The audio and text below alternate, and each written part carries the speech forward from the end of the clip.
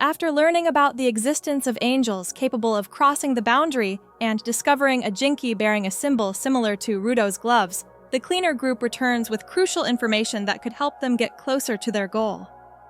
In this video, we will meet dangerous new characters, including the terrifying boss of the Raiders, who will stand in Rudo's way. Will they overcome these new challenges and continue their journey? Let's find out.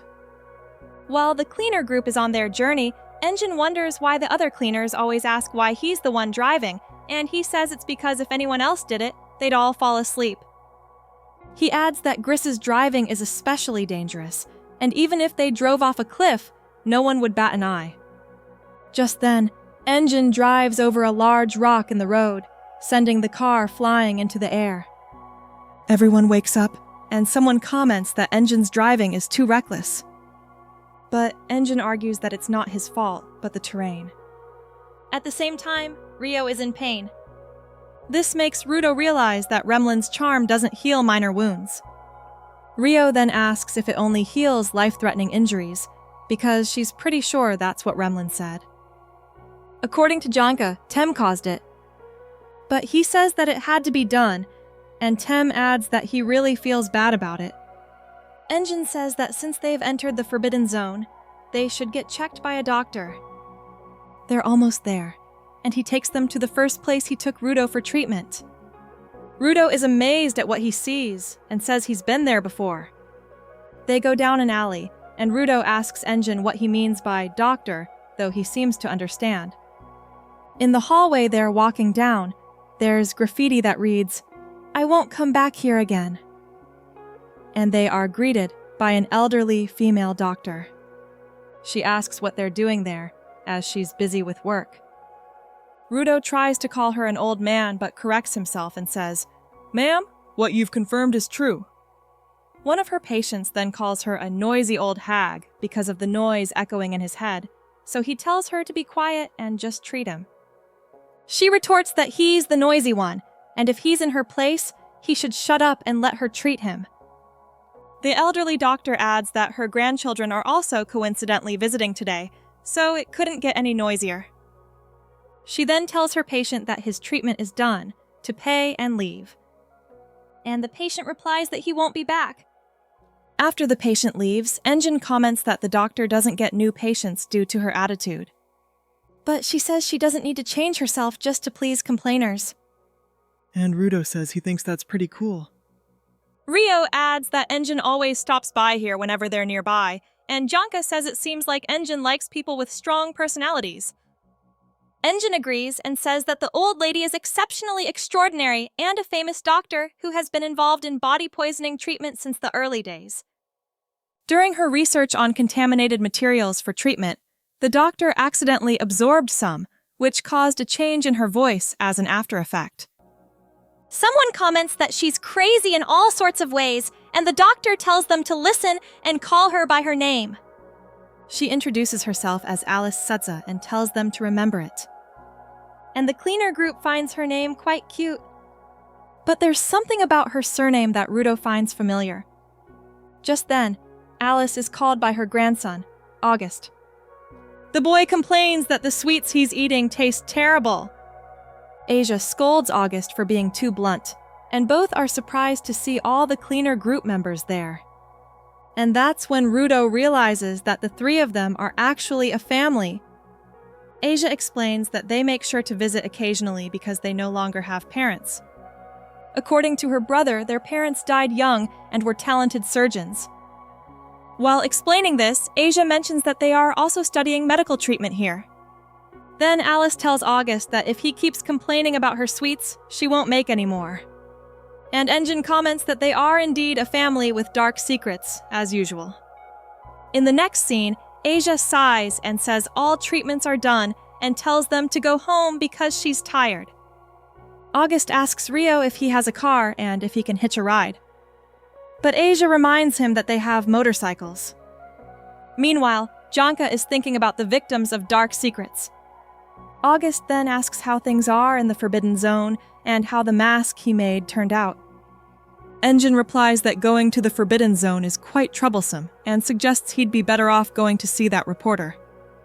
Alice then comments that she doesn't like that kind of noise. August then starts his motorcycle and says it's getting dark, so Engine and the others should return via the waste tunnel. So Engine replies that they will be careful. The two siblings leave, and Janka guesses that they are probably on their way home. Just then, Rudo expresses his confusion, saying that the heavenly realm seems to be moving. Engine explains that garbage occasionally falls like that, and its trajectory is more or less predetermined. So safe zones are created to avoid it. He adds that an astonishing number of people have died from garbage falling from above. Rudo is shocked, and Tem notes that more and more people are becoming angry with the heavenly realm because of this. And sadly, even if someone wanted to fly up and take revenge, they would likely fall to their death due to the boundary. Rio agrees and calls it a real mystery, wondering how Rudo and the other angel managed to cross the boundary. Rudo looks pensive and says he honestly doesn't know, but he feels like he saw something while falling. Tensi asks what it was. But Rudo replies that he can't remember because his memory from that time is very vague. However, if that place was the boundary, what did he truly see? Just then, something starts ringing, and Engine says it's his collar. He picks up and asks the caller, "What's up?" And it's Sem asking where he is. He says they're on their way back, and he'll tell her what happened later, so Sem says she'll definitely listen. However, she adds that it might be better if they return via the back entrance today, because the headquarters has been infiltrated by a bunch of vermin. A shot later shows a crowd of people standing outside the cleaner group's headquarters, clearly wanting to destroy them. As the cleaner group moves towards the headquarters, Rudo asks what's happening about the back door and the vermin. So, he asks what that's about. When they arrive, Engine stops the car and pokes his umbrella at a poker-faced image. The image flips over and becomes an angry-faced button. As he does so, a secret passage opens, and Engine reveals that this is the back entrance he was talking about. As they enter, Engine mentions what a ridiculous thing it is for vermin to come to the cleaner group. And because of that, Rudo becomes even more confused and asks if a few bugs got in. Engine replies, yes. And in front of the cleaner group's headquarters, many weapons are pointed at them, and a man fires an RPG at them. Their building explodes after the attack, and Engine says they're just a bunch of vermin called marauders. The man who fired at the cleaner group's building laughs loudly because it was a direct hit, and he adds that they are here to capture the Sky Dwellers. So, the cleaner group shouldn't resist, pointing out that the cleaner group is becoming complacent. Now, they announce that they will begin taking the Sky Dwellers peacefully. Rudo is shocked that they are called marauders, and asks if that's not a bad thing. So, they need to help. But for Engine, they've just returned from the Forbidden Zone, so he doesn't want to deal with any more of that. While they are talking, the marauders start targeting the headquarters and calling out to them. A marauder says that if they don't want a hole in their base, they just need to hand over the Sky Dwellers, and he adds that this place will become an empty lot if the cleaner group doesn't comply with their demands. Samuel uses a loudspeaker to reply that she's surprised the vermin know what negotiation is, and although she doesn't know where they got information about the Sky Dwellers, it's rare for them to attack head-on. However, she says it doesn't matter, and one of the marauders starts laughing and declares that their method is open and straightforward, but that's not really true because they are just a diversion, and who knows how many have infiltrated while they were stalling. He then calls Samuel, whom he calls Sister, and says to calm down. As long as the cleaner group hands over the Sky Dwellers, their group won't blow a hole in the facade. Samuel replies that she's not a woman, which shocks the marauders, but she quickly retracts her statement and says what she just said was just a joke, so they shouldn't jump to conclusions. A marauder gets angry and shouts at Samuel not to joke with them anymore. Samuel then asks what hole the marauders were talking about earlier. The man who fired the RPG is confused because after the smoke from the explosion cleared, the cleaner group's headquarters seemed unharmed. Just then, his comrades are all staggering and calling out to him. He asks what they're doing because they were supposed to be infiltrating. but his comrades say that no matter what they tried, they couldn't break into the building. Then, a cleaner member appears, wearing something that looks like a duvet, only his eyes visible. He says it looks like they're under attack again, and it's scary. If the Marauders want to get in, they'll need permission because it's the strongest shield. Just then, Samuel confronts the Marauders and tells them that, unfortunately, they're not accepting visitors right now. She says it's time for them to eliminate these vermin. She continues to challenge them and asks what those guys are lingering for. She wants to see what they've got. The RPG wielder is so agitated that he quickly reloads his weapon and warns Samuel that she asked for this. So, she should eat the projectile he just fired. Samuel watches the projectile fly towards her, and time seems to slow down. She dodges the projectile, catches it with her bare hands, and throws it back at the Marauders. The vermin are shocked by what Samuel did, but it's too late because their explosive detonates right in front of them. The Marauders get angry and point their guns at Samuel, yelling at her to eat their bullets. But Samuel just stands there watching the bullets fly towards her, and as they get close, she dances to dodge them. The Marauders are stunned, and she stares at them with an expressionless face. She is now right in front of them, and she delivers a high kick to the man in front of her while delivering a backhand punch to the one next to him. The other Marauders try to shoot her, but she dodges and punches them straight in the face. One by one, the Marauders fall, easily defeated by Samuel. Soon after, they are all knocked out, and one Marauder even says Samuel is too strong. Samuel replies that if they want to mess with her, they'll have to use something more unpredictable. Just then, Engine appears, calling Samuel. He points out that Samuel handled the problem alone again, but says he expected this. Samuel replies that they were just a bunch of thugs, and if she lost, it would be a disgrace for generations. She then grabs a Marauder by the hair and asks him where he got the information about a Sky Dweller being at the cleaner headquarters. But she adds that she can almost guess where that information came from by now. And Engine agrees with her. He then turns to face Rudo and says it seems like it's time for something to begin. And just then, we cut to where the raiders are.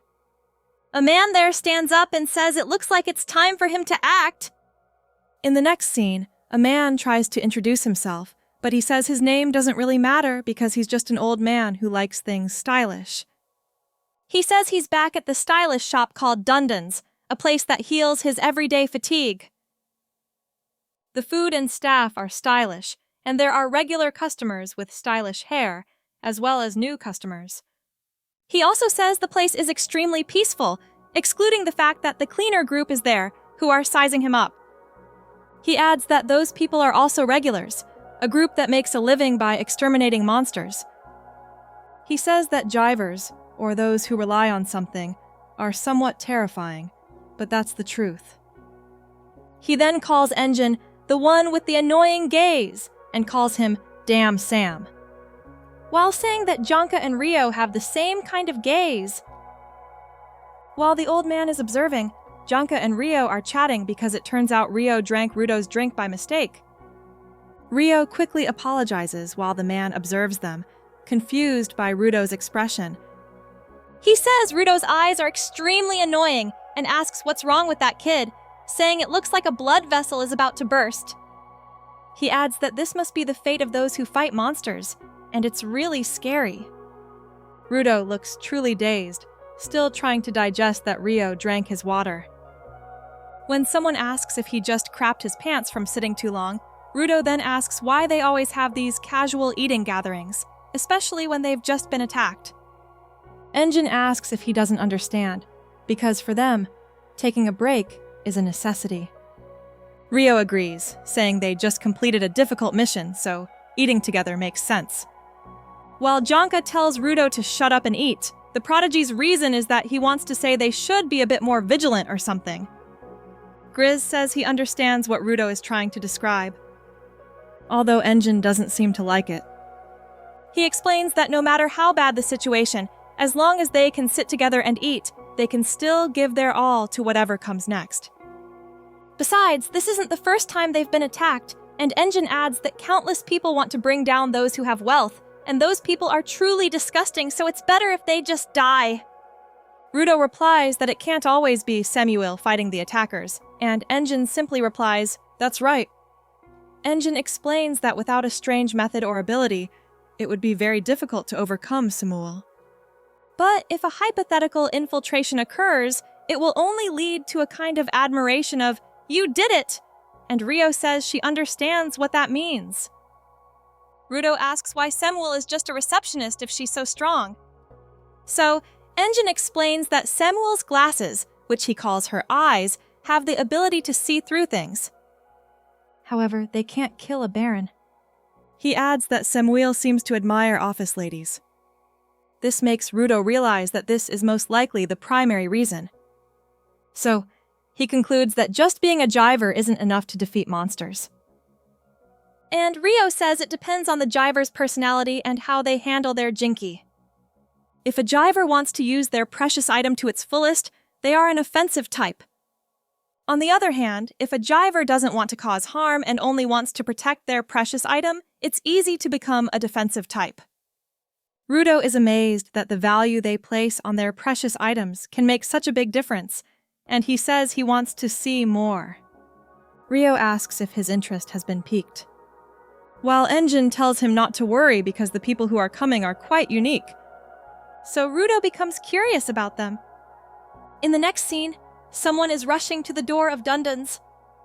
Appearing in the scene is a person in a dinosaur-shaped jumpsuit, and she says they kept everyone waiting. The people Engine was talking about have arrived, and the person in the jumpsuit announces that it's Boy Squad study time, while the man accompanying them compliments the whole group for doing a good job today.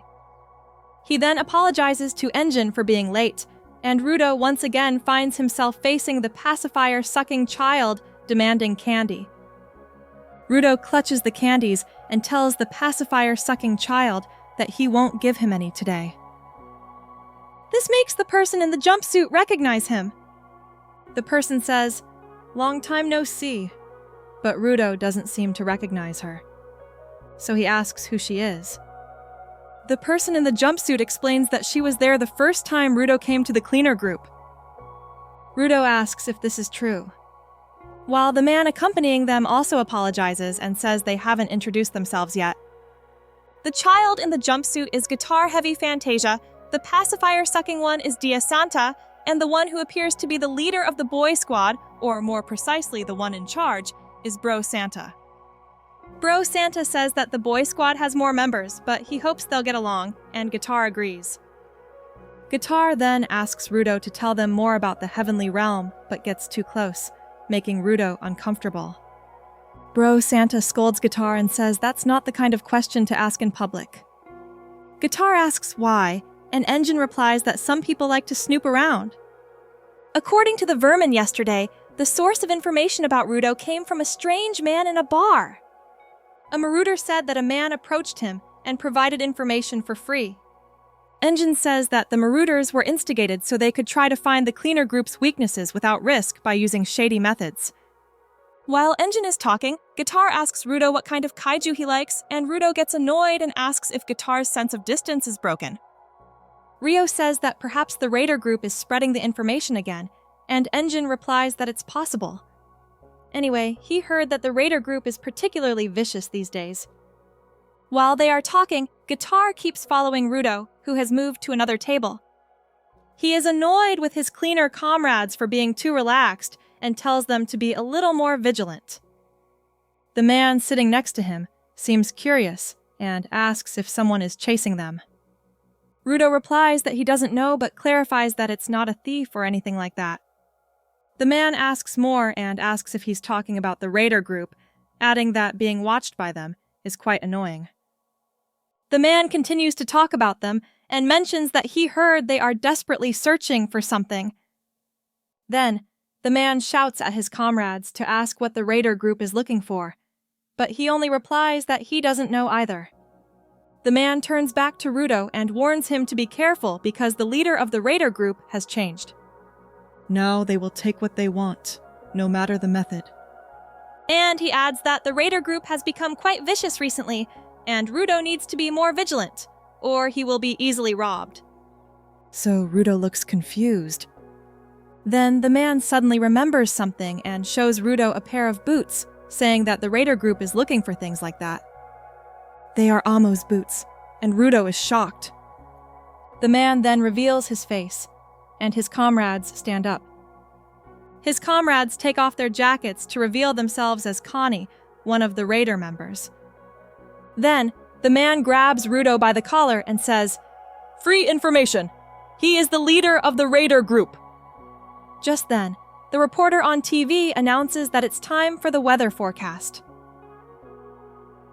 They have been talking about a violent storm for over a week now, and it's finally approaching. The leader of the raider group is watching and says that the weather forecast is never wrong.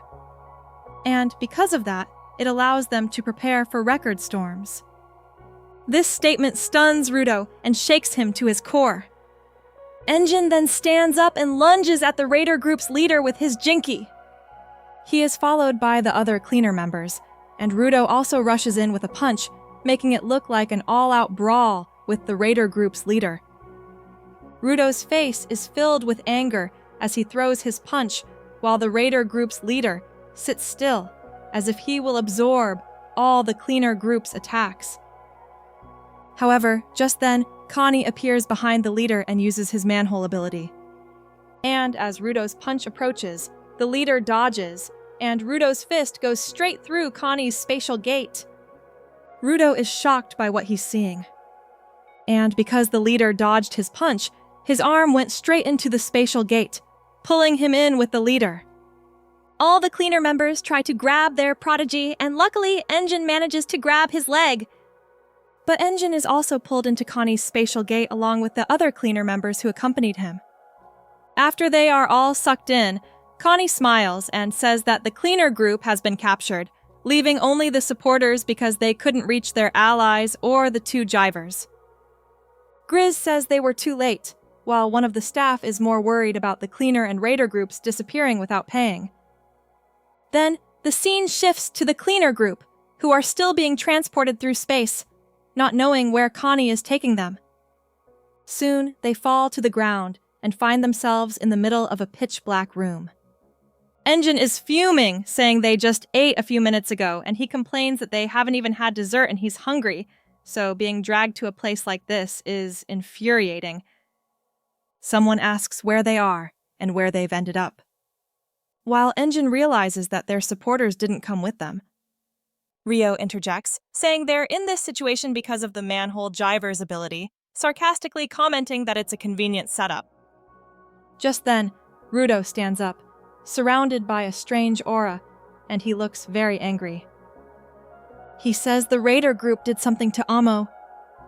The tense situation makes Engine stand up, and just as he's about to say something, he suddenly stops when he sees what's in front of them, and his face immediately turns to anger. Janka, Rio, and Guitar follow him, along with the two Santa family members from the boy squad. Then, a bright light opens up, emanating from the group of people in front of them. The raider group reveals that they are now in a place with walls full of holes. The two groups gather to face each other in a dramatic confrontation. While Rudo and the raider leader stare at each other, both radiating killing intent, anger, and frustration. Rudo demands to know where Amo is, but the raider leader just stares at him. Then Engine calls out to their enemy and says he knows they're here to capture Rudo again. But sorry, this time he's with a few extra people. Guitar seems unhappy to be called extra by Engine, but Rio says everyone loves being called that. And so, Guitar doesn't mind being called extra. This makes Janka ask if she truly doesn't understand the situation. Then, Engine asks what the raider group plans to do, and his gaze towards them becomes even more intense.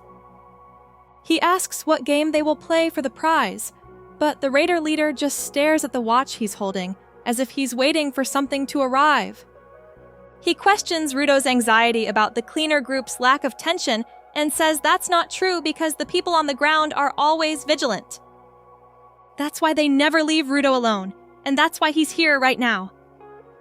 He adds that the extras are all within his scope of prediction, and just then, there's a click, followed by a powerful surge of energy bursting from a hole near the cleaner group. They are surrounded by whatever it is, and there's nothing they can do. Rudo looks terrified, but suddenly someone pulls him away, saving him from being swept away by the tsunami-like liquid that has appeared in the area.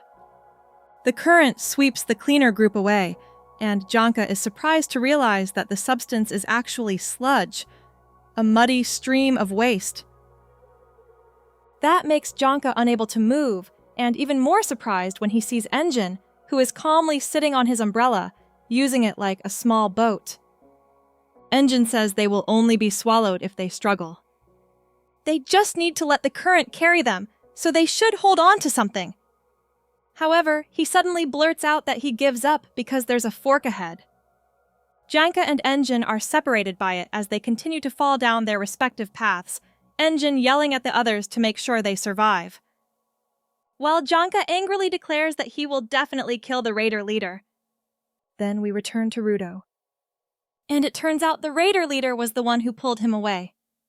He throws Rudo to the ground, and Rudo is clearly still in disbelief about what happened as the sludge current carried his comrades away.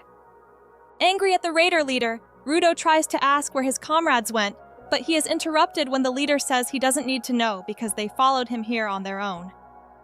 However, he doesn't like waste, so with a hand signal, 4 manholes open, and the 4 raiders accompanying him go inside. While that's happening, Jaipur calls Rudo and says they'll play with the others. So, he should get along with the boss while they're gone. Jaipur laughs uncontrollably as he steps into one of the manholes, and as it closes, Rudo looks extremely scared because the raider leader is now standing in front of him with a dark aura. Asking him what that name, Amo, he keeps mentioning really is, further shocking him. In the next scene, we cut to where Janka is. And as he stands up, a manhole appears from which Jaipur's hand reaches out. At the same time, the leader is asking if Amo is the reason for Rudo's anger. But the leader explains that even so, he only came there to share his rage. Then, with a menacing look, he introduces himself as Jodin Tae Fong, followed by an invitation for Rudo to join him in taking down the heavenly realm. Rudo is completely stunned by Jodin's question, and it seems like he can't process that Jodin actually wants to take down the heavenly realm. Just then, the two of them seem to have a connection. They both see a vision of the heavenly realm collapsing, making Jodin ask if Rudo saw the same thing.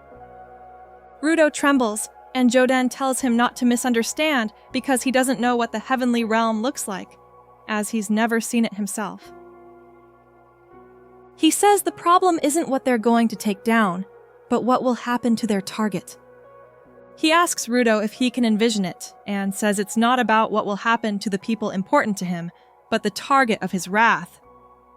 Because of that, Rudo suddenly remembers his anger towards those in the heavenly realm, such as the apostles, the people, and the one who killed Ro.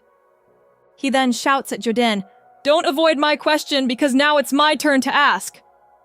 He asks Jodin where he was and what he did with the owner of the boots and with the cleaner group. However, Jodin replies that the one avoiding the question is Rudo because he answered the previous question in his own way. So Rudo should do the same now. He says that if Rudo answers his question, he will also answer because that kind of exchange is called a conversation. He adds that he doesn't like to waste, and he doesn't waste words. So Rudo should listen. Rudo suddenly breaks out in a cold sweat, overwhelmed with anxiety, wondering why Jodin is so difficult to talk to. He adds that it's different from the first time he talked to Amo because with Amo, the conversation kept falling apart, but with Jodin, the dialogue seems to be imprisoning him. He then reaches behind him and remembers that he brought some waste, but he hasn't replenished it since they were in the desert. He thinks that if he were in danger, he would use them. While thinking about that, he notices Jodin scanning the area, and he then asks Rudo if he's really worried about the cleaner group and about Amo. Then he asks the reason why Rudo is with the cleaner group. Rudo pauses for a moment, and then replies that he joined them to return to his world. And so Jodin asks him if he truly believes that the cleaner group can help him go back. This takes Rudo by surprise. Jodin then says that going to the heavenly realm is not part of the cleaner group's mission, and they just happen to be with him. So perhaps Rudo was dissatisfied at the time, and this little game of friendship isn't all he truly wants? In the next scene, we cut to a place full of windmills where Rio has ended up with a gag in her mouth. She is annoyed that some waste has also gotten on her clothes, making her say, "Terrible." She wonders where everyone went and asks what the hell this place is. Then, as she continues to ask if anyone is around, a manhole portal opens behind her, with someone constantly meowing as they step out. That person says Rio is scared stiff like a stray kitten. And as she lands, she also comments that there's nothing cute about that. Rio bursts out laughing and says it's bad to suddenly become so harsh. She confusedly asks what's happening, thinking perhaps she was wrong, but is she really being taken down here, and does she have to fight this girl one-on-one? So, she says the raider group is much more serious than she expected, and the woman replies that she's right, and they are serious. That's because if they didn't take their mission seriously, they would have been beaten to a pulp by now, and it's Japper who finishes the girl's sentence. While all this is happening, each cleaner member begins to meet their opponent. Engine is in a tunnel full of bedroom furniture, and his opponent is a timid boy hiding behind a crate. The two Santa family members are in a junkyard, and their opponent is an old man who looks like a cowboy, and last, but not least, Janka, you will fight Japrer. Japrer greets him with, "Long time no see," calling him a bad boy. And as they both activate their jinkas, Japrer says he's glad Janka will be the next one to beat him to a pulp. As Japrer stands in front of Janka, anything and everything his opponent is about to do becomes secondary. Because there's only one thing swirling in his mind. At that moment, Janka raises his beloved staff, and Japrer also prepares to fight, kill, or be killed. And just then, they both lunge at each other with Janka blocking Japrer's right hand with his jinky. The cleaner has a tense and serious expression, while the jiver looks like a madman laughing uncontrollably. After Japper throws Janka's staff aside, he tries to attack him with his left claw. However, Janka manages to swing his staff again to block Japrer's attack, sending Japrer flying backward. As expected, it has no effect on Japrer, and he immediately lunges at the cleaner again, continuing their clash. But Janka can't find an opening to counterattack due to Japrer's relentless attacks. Not far away, the two have a small puddle of bubbling liquid, and Japrer seems to have noticed it. He then suddenly stops his attack and sarcastically asks what that sound is, creating an opportunity for Janka to strike. But just as he swings his staff at Japrer, Japrer jumps up and dodges the attack. Japrer then moves to a small mound nearby where the boiling liquid is and comments that there's a lot of bubbling stuff emerging from that stage. He says he doesn't know what the boiling liquid is made of, but wonders what would happen if he touched it. He dips his left hand into it a little, causing him to scream in pain from the burn. This shocks Janka at Japrer's recklessness. Japrer continues to scream nonstop. While Janka just stands there stunned, it turns out something is forming on Japrer's claws, and it seems to be covered in a layer of boiling liquid, while Japrer says he finally got it. Janka notices what's happening to his opponent's claws and realizes it resembles the strange boiling liquid. Japrer then says that his right claw naturally contains neurotoxins, and he can't change that. But because he's the type who gets bored easily, his left claw reflects any new toxins he's used on himself. Just then, liquid starts dripping from Japrer's claws, and he begins to wonder how long Janka can dodge all the incoming toxins he's about to throw at him. Then we cut to where one of the boy squad members, Guitar, is. She's looking around, wondering if she's alone. Just then, an insect crawls out of a hole, and she approaches it when she sees it. It's a cockroach, and she looks really happy to see it. While Rio, upon seeing the cockroach, looks extremely scared. Although it's much smaller than her. She suddenly realizes that she has an opponent to face. Norder looks at her and comments that she's basically not afraid of insects, but doesn't she think cockroaches are at least a little surprising? Her opponent is stunned and seems completely confused by what she said. The girl asks if she's joking and can't believe she's a cleaner living in a hole who's afraid of a small cockroach. She also asks if all cleaner members are so bland. And she says she's disappointed. Rio replies that cockroaches alone say a lot, but she's just the tip of the iceberg. After all, among the cleaner members, there's even one who gets poop thrown at him when he runs around trying to escape it, and she's referring to Janka, who is currently lifting a giant chunk of earth with his staff, surprised that Janka dodged the liquid he threw. And Janka replies that even if he gets some of that liquid on him, he can still move perfectly, and that's 100 times better than getting poop on his clothes. He adds that if Japer likes to poison himself, he'll gladly give him a full-body toxin bath. He then stomps on his staff, which is stuck in the ground, causing it to spring up and flip over Japer, who is stunned while Janka says he's disgusted by him and calls him a sick bastard. In the next scene, we cut to where Engine is, trying to talk to the person hiding behind the crate. But no matter how many times he calls, the person just stares at him. He tells him it will be quite lonely if he keeps silent, and asks what's going through his mind. He also asks if Rudo is their real target and they are just extras, now that he's alone. He asks why the raider group isn't teaming up to attack him, and why he only has one enemy. The person seems to be thinking about this, and to him, it looks cool as he continues to try to strike up a conversation. Then we go to the Santa family, where one of the two asks where this place is. Bro Santa notices the power poles but points out that they are not outside. This makes him ask if they are underground. Their enemy confirms that they are underground and they should use their collars to find out. Apparently, the girl fighting Rio also says the same thing because Rio says it's true, as her collar isn't connecting.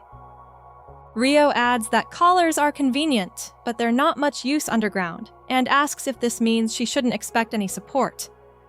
Her opponent replies that Jodin's orders are absolute, and as she says that, she pulls out a comb.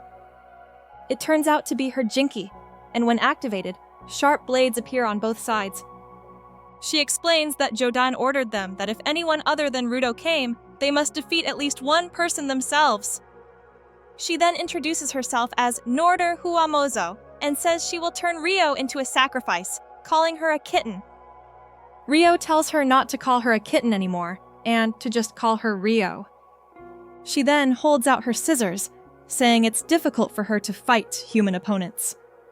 But Norder says she doesn't care, and tells Rio not to be naive. If she's not serious, it will be too late for her friends. Rio is surprised and says it looks like she needs to hurry as she activates her Reaper Jinki.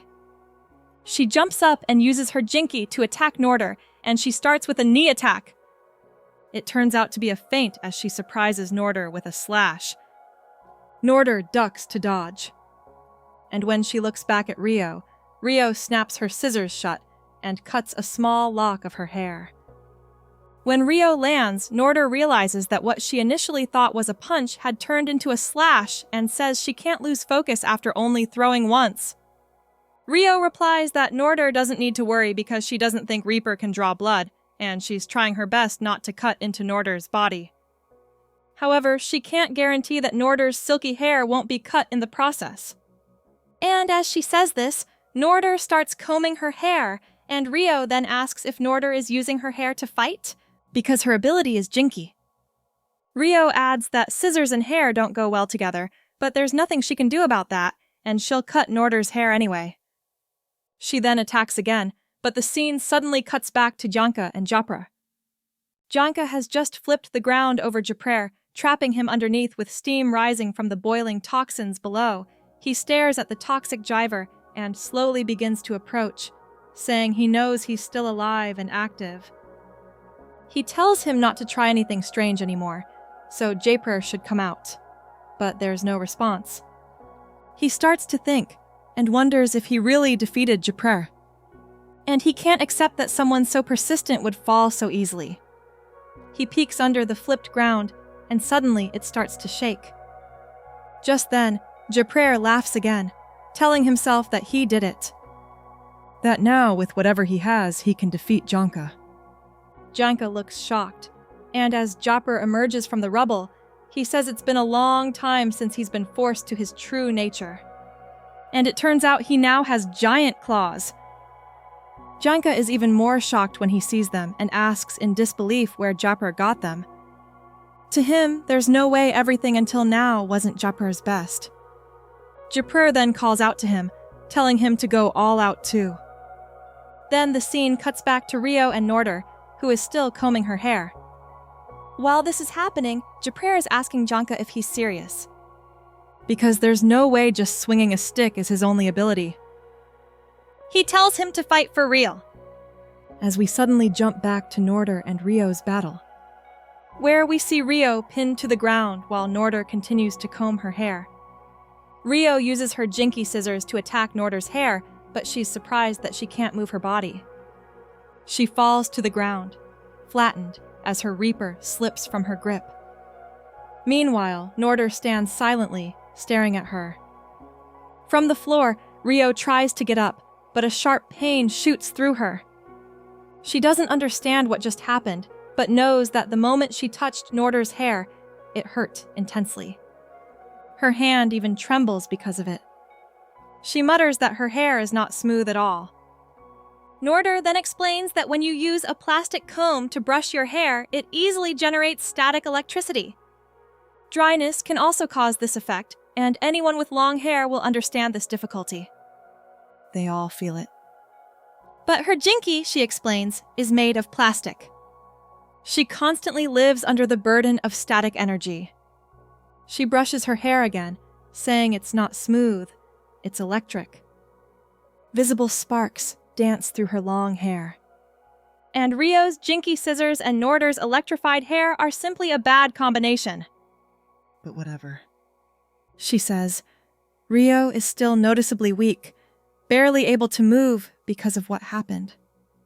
Meanwhile, the scene shifts to Cony, who is observing from a distance. She uses her manhole ability to monitor the battle unfolding between the cleaner group and their group, the raider group. She moves from location to location, observing the events and recording them. After each observation, she closes the manhole and moves on. Clearly exhausted from all the jumping, she mutters to herself that after watching them, she'll take a short break. Peeking again from a hidden spot, she is startled by what she sees. Something in the conversation there caught her attention. A few minutes ago, Daya was glaring intensely at the opponent in front of them. Bro called out to him, warning him not to make that face in front of the enemy. If he keeps it up, he says he'll get wrinkles when he's old. Dia doesn't reply. He just looks at him. Bro guesses from his expression that he's wondering why they're here when all they came for was a meal. Bro shrugs, saying it's like being given an unscheduled job. Besides, Dia himself rushed into this situation. He always followed Rudo, and perhaps that's why he ended up following him. Seeing that he guessed correctly, Dia's expression changes. Bro then jokes further that it's his fault, knowing that it might be a bit embarrassing. The enemy sits calmly on a nearby car, smiling and asking if the two of them are family. Bro confirms but clarifies that they are not blood-related. That's why he wants to leave this area as soon as possible. If they don't get home in time at night, Dia will get sleepy. I see. The man replies. So, the boy's name is Dia. He asks if he can call him Little Dia, but his expression clearly says no, saying his slyness is cute for his age. Curious, he asks how old Dia is. Bro replies that he just turned 10 last month. When asked for the specific date, Bro replies the 17th. The man is surprised, saying their birthdays are close, his is on the 19th. Bro then asks if that means he also just recently got older. He can't accept hearing himself get older and says it's grating to hear that. Bro laughs at that remark. Then his attitude changes a bit as he asks if this is just an old man's conversation. Dia replies with a pout, which Bro scolds him for, saying it makes him sad. Scratching his head, Bro turns back to the man and asks what his intentions are. He says he doesn't feel any hostility from him. So he asks if he really intends to fight them. Bundus. The man replies. This confuses Bro for a moment until he clarifies that it's his name. Bundus. Bro reintroduces himself and thinks it's difficult. Bundus explains that he certainly has no hostility right now. He's simply here on Jodin's orders, but he personally has something else he wants. Bro asks if getting what he wants means they won't have to fight. No. Bundus replies in a questioning tone. Defeating the two of them is the only way to get one of the things he desires. Dia glances sideways. Noticing something strange on the ground, he tugs on Bro's shirt to get his attention. Bro also follows his gaze and discovers it. Something like a human finger with the hand of a frog. Just then, Bundus activates his jinki. He says what he wants is information. Something emerges from the metal plate attached to his left shoulder. He then says if they give him what he wants to know, he will tell them what will happen when they, the cleaner group, defeat the raider group. Dia watches anxiously as countless fingers extend from Bundus's shoulder. He wants to know what kind of person the cleaner group's boss is. The scene shifts back to the cleaner group's headquarters. A strange eye-like shape emerges from Kovud's nape. Someone calls him boss, making him look back, and it's Samuel. Kovud replies he doesn't like being called that and asks when she started calling him that. Samuel walks into the office and says it doesn't matter now because they have an emergency situation. Rudo, along with 4 people from Akuta and 3 from the boy squad, have been captured by the raider group. Their current location is unknown. Grizz just called to report that they were attacked by someone with teleportation abilities. She says they need to mobilize as many people as possible to search. She also mentions that he's not wearing his collar. That's why they couldn't contact him. That's part of why they're having problems. Kovud sips his drink, then agrees.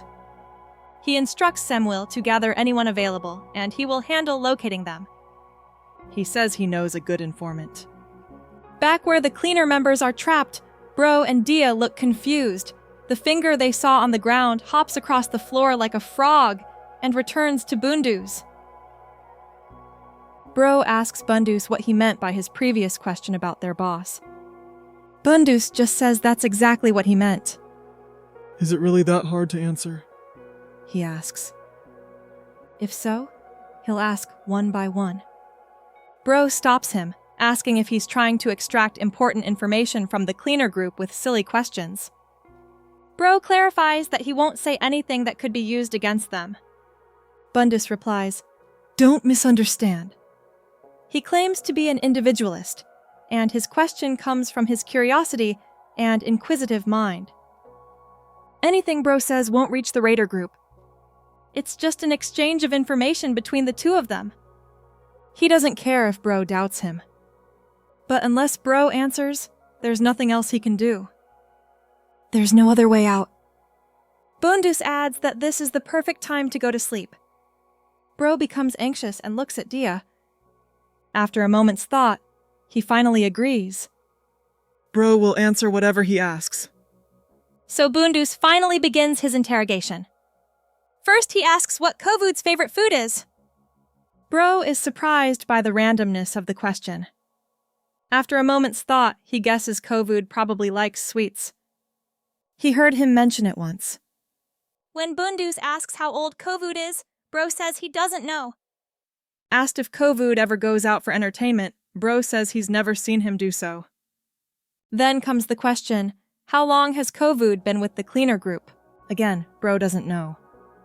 And if he's ever seen Kovud use his jinki, Bro replies, no. Bro is feeling uneasy, His plan was to control the situation and lie if the questions became too dangerous. But so far, the questions have only been about trivial things. This makes him feel very uncomfortable. He glances at Dia and notices the boy starting to get agitated. If he doesn't do something soon, it will surely leave wrinkles on his face. He thinks he says the situation is difficult. He sits down, placing his hand on his shoulder, and begins to wonder why he always gets dragged into these dilemmas, and says he knows what he's trying to do. However, Bro says he honestly doesn't know. If the cleaner group loses, he plans to offer them to the monsters. He's not sure if they've seen them yet, but the raider group has succeeded in creating a few of those beasts. While Dia is silent, Bro seems to realize something.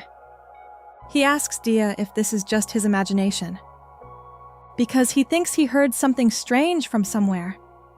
He stands up and confronts Bondus, who says that because of the information Bro shared, he deserves to know.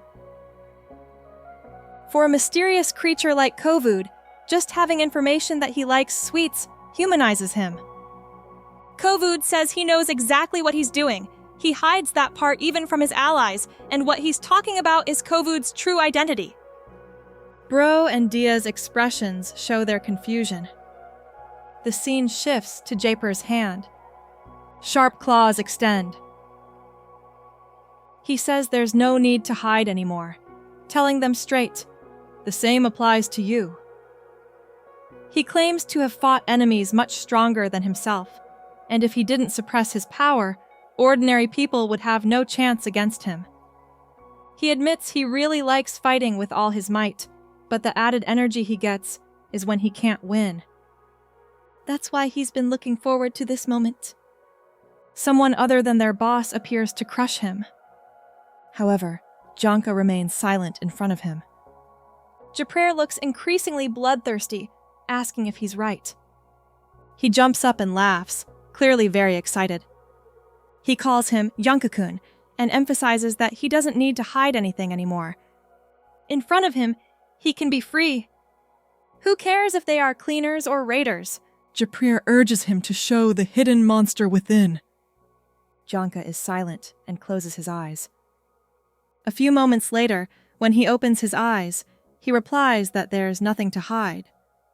In the next scene, someone states that anyone who looks at the garbage falling from above will know that the heavenly realm is overflowing with abundance. A cockroach appears on the ground as Jodin and Rudo converse. The raider leader remarks that living creatures are truly fascinating creations. They evolve and adapt to their environment. Sometimes mixed in with the waste falling from above are the remains of species the abyss has never seen before. Humans are the same. When their environment changes, they also change. Jodin notes that he is a person of the abyss, and Rudo is a sky dweller. But if so, why do they have the same eyes? There's unease in Rudo's expression as he becomes increasingly confused. Jodin adds that Japer also mentioned that they have the same scent. Although Japer's personality is strange, he has a keen eye for others. That's why Jodin is so interested in him. He says he wants to see it for himself. Rudo becomes curious, wondering what Jodin means. If he's trying to invite him to take down the heavenly realm or something similar, he should talk to him normally and fairly. But first, Rudo clarifies that he's not someone who just listens to others. His goal is the heavenly realm, to strike those he wants to strike entirely of his own free will. So, Jodin shouldn't say they're the same, and he certainly shouldn't drag the cleaners into this. Tension rises between them. After hearing Rudo's reply, Jodin notices the cockroach on the ground. He begins to wonder aloud what normal truly means. He asks Rudo if he knows that in the abyss, some people worship garbage falling from the heavenly realm, seeing it as a blessing. They don't care if it's rotten garbage, or if it crushes their bones, or if it's a broken piece of wood capable of smashing their flesh. These people are devoted to it, and try to force others into the same belief. From an outsider's perspective, that would certainly seem abnormal. But once a person becomes accustomed to it, it becomes routine. Eventually, it blends into daily life and becomes common sense. Jodin picks up the cockroach and explains that resisting or questioning that way of life would be considered heresy. Rudo recalls how he was thrown down because the system above found itself contemplating. Jodin continues, saying that there are forms of common sense like doing good for others. But if the kind of common sense born from madmen continues to go unnoticed, it will eventually become a deadly poison that will eat away at people from within. In that world, without a trigger, a person wouldn't know if they had been poisoned. However, there is a way to temporarily escape it, to be free from the hallucinations that can be caused by the deadly poison. Jodin holds up the cockroach he's holding, bites into it, and declares that shocking someone is the method. Rudo is completely stunned by what he sees. Jodin continues to eat the cockroach, saying that shocking is very useful. It forces the revelation of whatever is hidden inside a person. That also happened to Rudo when Japrer shocked him. When his Jinki activated, an eye appeared, and Jodin explains that anyone Japrer is fighting right now could also be pushed to the point of revealing what's inside, or that person could get lost in the shock. The scene cuts back to Japrer's battle, where he breaks the ground as he jumps up and lunges with all his might. In serious mode, he begins to attack. Jodin again comments that Japrer's opponent could simply be crushed. While observing Japrer carefully, Janka thinks about it and concludes that this man, like others, belongs to the side of geniuses. Japrer unleashes an overwhelming surge of energy and realizes that there's no normal way to win in that situation.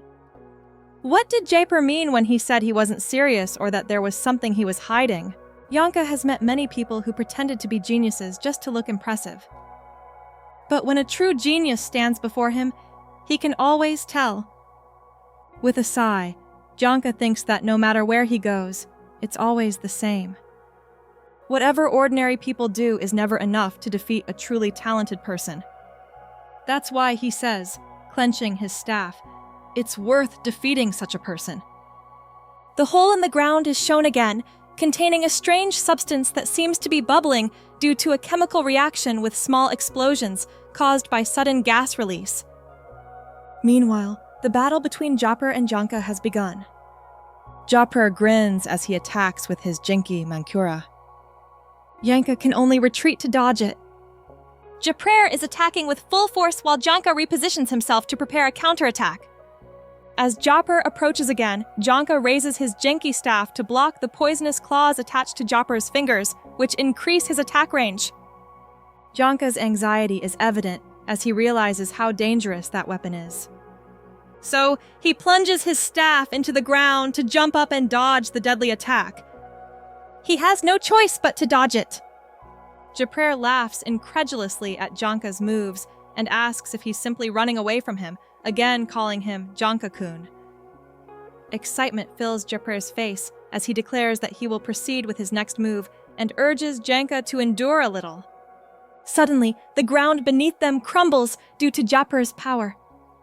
Alarm is evident in Janka's eyes, especially when Japrer raises his hand again and creates something like a whirlwind. He calls that attack Storm Ear. Janka tries to fight back, but when he raises his staff to block it, it's not enough to stop the attack. The claws get closer and closer, forcing him to dodge continuously. Japrer then jumps up and aims for Janka's abdomen, delivering a powerful kick. The impact makes Janka cough blood, his back slamming hard against the floor. However, Japrer doesn't stop there. He seizes the opportunity while Janka is on the ground to try to stab him. Janka's eyes widen as the attack approaches, and he barely manages to move sideways.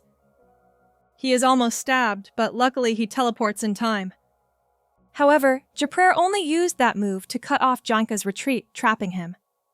Japrer brings his right hand close and extends the poisonous claws towards Janka's face. Now he has him cornered. He asks if this is checkmate.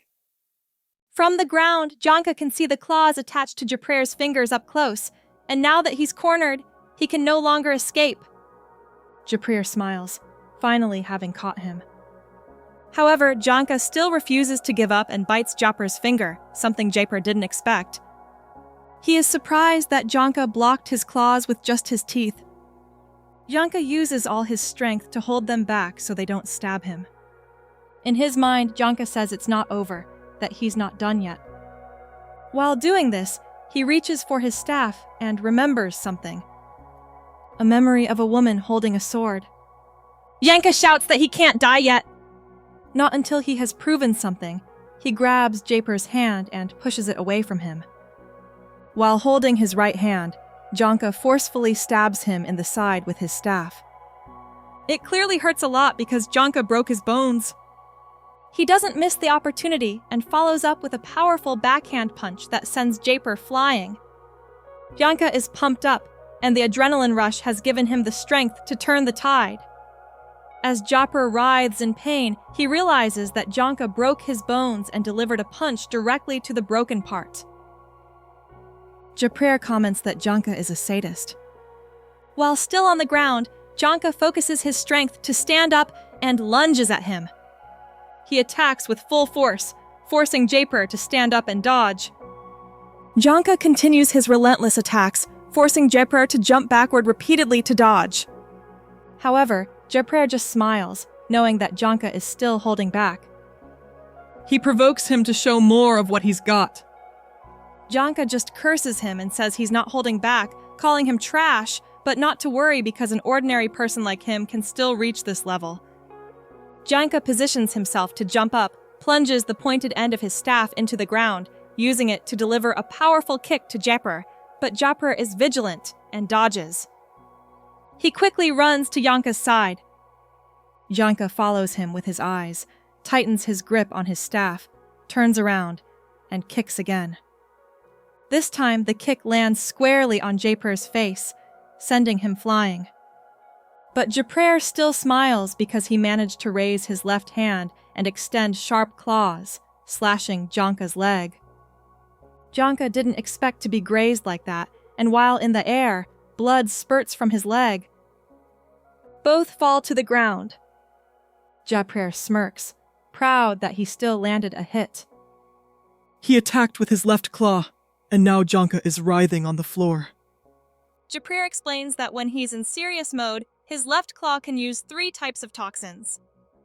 First, a neurotoxin that removes the senses, then one that causes euphoria. And finally, the toxin that leaked out earlier, the toxin he collected. Blood flows from the wound caused by these toxins, and pain is evident on his face. Japer stands close to him and taunts that his serious effort was meaningless. Frustrated, Japer then retaliates by stabbing him in the body with one of his large claws. The toxins have clearly taken effect on Janka's body, and he is clearly disoriented. He simply stares at his staff stuck in the ground near him. A flashback begins showing tree branches with charms hanging. In a room, someone says that their Nig family has proudly passed down the blood flowing in their veins. But noble and esteemed, the siblings of the man being spoken of, along with the speaker, led the abyss as Hell Guardians. The man asks if he understands what he's trying to say. That person turns out to be Janka. He raises his head and replies that he understands their town, Komoatari, located in the abyss, has many threats such as monsters or garbage rain. Also, there are diseases caused by harmful substances, but they must not forget that the greatest threat down here is humans. An army is then shown standing before their trainer. The trainer says that the duty of the Hell Guardians is to oversee and manage the activities of the people. In that training camp, everyone who participates is expected to endure rigorous training and is expected to become each other's rivals. To become powerful Hell Guardians, they must learn and strive together. Above, a young Janka is shown observing as everything unfolds. The other trainees notice what's happening below. They comment that the speech is as always. It seems there are new trainees again as Janka walks past them. He hears rumors that a very talented trainee has joined the camp. When asked if it's a boy or a girl, the answer is a girl. That makes someone curious about her appearance. As Janka walks past them, they follow him with their eyes. They say, as usual, his demeanor is different from the other trainees. One comments that he is the son of the owner of the place. They are impressed because his family is very prestigious. Everyone from the Nick family is an elite among the Hell Guardians. However, Janka doesn't seem to be burdened by that pressure. He is always at the top of his class. They think he must be very popular with girls because of this.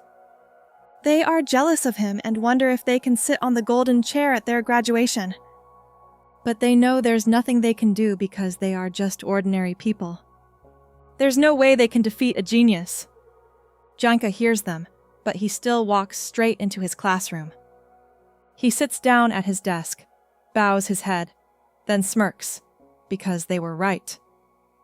The truth is, he would have problems if he was grouped with the jerks around him. After all, they don't know how intensely he studied and trained behind their backs. He raises his head and says for them all to wait and see because he will become the best with a poker face. They won't even see him struggle. While waiting in the classroom, footsteps can be heard approaching the door. The instructor enters and they are all ordered to stand up. Everyone moves quickly and into position. Then they are told to sit down. And as the teacher comes to the front, he mentions that recently the number of criminal jivers has increased. Even if they become powerful Hell Guardians, it will be meaningless if they are not jivers. Every person in that room has endured rigorous training for 3 years straight. However, they should still welcome talented people with open arms. That's why the teacher introduces a student into the room. This surprises Janka. The teacher says that this time there will be an exception. The super talented individual in front of them will join their group. He introduces the girl as someone who grew up in the slums but says her talent is real. Anxiety is evident on Janka's face because at that moment he is forced to realize that when faced with true talent, the true meaning of weak and strong emerges. The golden chair mentioned earlier is the highest ranked position in their training program.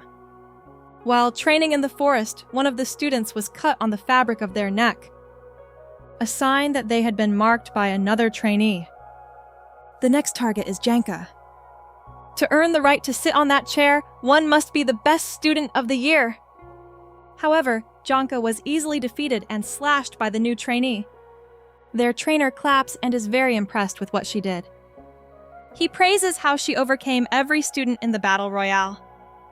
Her strength is real, and it seems the golden chair is no longer a dream for her.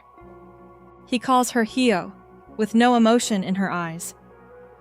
Because of what happened, her classmates can only glare at her. This makes her walk ahead of them. They start whispering to each other, wondering what kind of person she is. They may not know what it's like to grow up in the slums, but she's on another level. Even their instructor has never praised anyone like that before. Some feel offended, thinking she's looking down on them just because she beat them once. She doesn't even seem to have the basics, but that doesn't stop them from thinking she has what it takes to become a Hell Guardian. However, one of them admits that she defeated them. She managed to completely disrupt their rhythm. Another mentions that he could become so agile if he were used to fighting in that style. Another jokes that he only lost because he wasn't feeling well that day, laughing it off. Then someone points out that Hio even defeated Janka. When they look over, Janka just stands calmly, even smiling despite losing. This worries the friend next to him. But then Janka raises his hand to his neck and admits that she is indeed very strong. He had hoped to win and laughs at himself. As he walks away, he mentions that it's great to see a fighting style he's never encountered before. That makes him admit that he still has a long way to go and his training is not enough. The others can only watch him go, all stunned. Especially since even Janka had been defeated. None of them had expected such a result. During that day's training, Janka goes to the back and heads straight to the wash area. He clenches the wash basin, and that's when his true emotions finally emerge. Frustration fills his face as he mutters curses, biting his lip in anger until it bleeds. He is recalling what happened earlier in the forest. His staff broke, something he completely did not anticipate. Then Hio comes from behind him and delivers an attack with a blade, leading to his defeat. Overwhelmed with rage, he screams in frustration. He cannot accept what happened! He tells himself that his hard work is not enough. Until he becomes number one, so he is not allowed to lose. That's when a voice suddenly comments that something is dripping. It's Hio who is standing nearby. She has noticed the blood on his lips. Janka is startled to see her there and wonders if she heard his scream. He wipes the blood from his lips and asks her what she's doing here. Janka thought she had returned to their classroom. Hio denies hearing anything and explains she was just looking for a place to get a drink. Janka smiles at her, trying to compose himself. He compliments her, saying she was great in the battle. At the rate she's going, she's sure to win the golden chair soon. After getting a drink, Hio asks what would happen if she sat on the golden chair. Janka replies that anyone who reaches that chair will become a legend among the Hell Guardians, a center of attention. Many famous figures have sat there, so it would place her among their ranks. That is the goal everyone strives for. He adds that his older sister never had the chance to sit on it. But then Hio looks at him and asks what difference it really makes to sit on a chair. Is the only point just to prove you're special? What would that change? And what's its real purpose? She asks. Janka didn't expect those words from her. It makes him stop and think deeply. He is caught off guard. He finally realizes that when the real exists, it's too easy for the fakes to be exposed. When Janka returns to class, he reflects on how easy it was to notice that change. The fakes always try to imitate the real. One trainee cut her hair exactly like Hio's. And when asked about it, she casually says it's no big deal and just felt like a change. The fakes try to steal from the real. Another trainee sits next to Hio and asks how she does such things. She wants to know if she can secretly teach them her method, promising to keep it a secret between the two of them. The fakes also always have something to say about the real. One trainee mutters that perhaps it's great to be a genius. Observing all this, Janka can only feel a growing resentment towards the fakes around him. Their instructor soon enters the room, announcing that today's class will be different. He presents a collection of exquisite weapons and tells them to choose one that they feel best suits them. This will become the weapon they carry as Hell Guardians. The ability to choose what suits oneself, he says, is very important. They are told to let their instincts guide them. When it's Janka's turn, he carefully scans the weapons laid out before him. In his mind, he explains that what he detests most is himself and his need to prove, even to himself, that he is different from all those fakes. The scene shifts to a man in a kimono and conical hat sitting by a well. He comments on the Academy's weapon selection class. Beside him is another person sitting on the edge of the well. The man observes that the chosen weapon is the type usually chosen by monks. However, he wonders what exactly that man is doing down here. It turns out Janka is at the bottom of the well holding the staff he chose. He is expressionless. The man above is surprised to learn that the class took place 3 days ago. He wonders if that means Janka hasn't eaten or drunk anything since entering the well, and if he hadn't passed by, Janka might have died there. Janka replies softly that he simply entered a random hole, but once inside, he couldn't climb out. The man simply replies, Is that so? Then offers him a special leaf-shaped manju. Janka looks up through the mouth of the well and ponders. Everyone, he thinks, probably chose something they believed would be powerful. He assumes Hio would do the same. That's why he decided to stand out.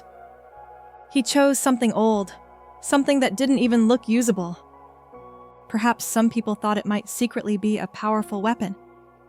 The man above eats and asks if things didn't go as Janka expected. Janka feels frustrated as he recalls the conflicting expression on the instructor's face when he chose the staff. It wasn't even considered a weapon, just a random item mistaken for actual choices. He remembers the looks everyone gave him, then something he never thought could happen to him. And finally, when everyone was waiting in anticipation for Hio's weapon choice, all she chose was a normal, plain blade. Janka can only laugh from the bottom of the well at the absurdity. He tells himself that he is pathetic from beginning to end, just a piece of trash hoping to be called a genius. And finally, he understands that an ordinary person can never become a genius. He even considers ending it all. He and that staff, he says, both are fakes, and that's the saddest part of it all. Meanwhile, above, the man continues to eat his manju. Suddenly he asks if Janka is simply surpassing geniuses as an ordinary person. That thought makes Janka stop and ponder. The man finishes eating and cleans up. He admits he didn't really know what Janka wanted in the first place. Why did he need to be called a genius? However, despite all he said, he still has a bit of fighting spirit left. The man notices that he is still holding the normal staff he chose. Normally, one would have thrown away such a thing long ago. Yet he continues to clutch it. The man stands up and says he was just passing by and has said all he needed to say. If he can't recognize his own weakness, then he will never become strong. As he walks away, he says that next time he should come eat some manju with them in the city. It turns out that was Engine, and he left him with a challenge. Someday, show him that an ordinary person can surpass a genius. The woman accompanying him also stands up. It is revealed to be Rio. She glances down the well, then walks away with him. They leave him there. Thanks to this encounter, Janka regains the will to break out of the darkness. Back in the present, Janka still hasn't given up. Japrer, who had turned his back, looks over as he feels something. Janka summons his staff, and the staff stuck in the ground suddenly moves by itself, flying back into Janka's hand. Although poisoned, Janka tries to stand up. As he said before, he can't die until he proves himself. Now completely fired up, he shouts that he will show the true power of an ordinary person. Japrer, sitting nearby, calls him Janka-kun again. Apparently, Janka is just lying on the floor as he mutters those words, smiling. Japrer laughs to himself and says that this hallucination of his is starting to get interesting.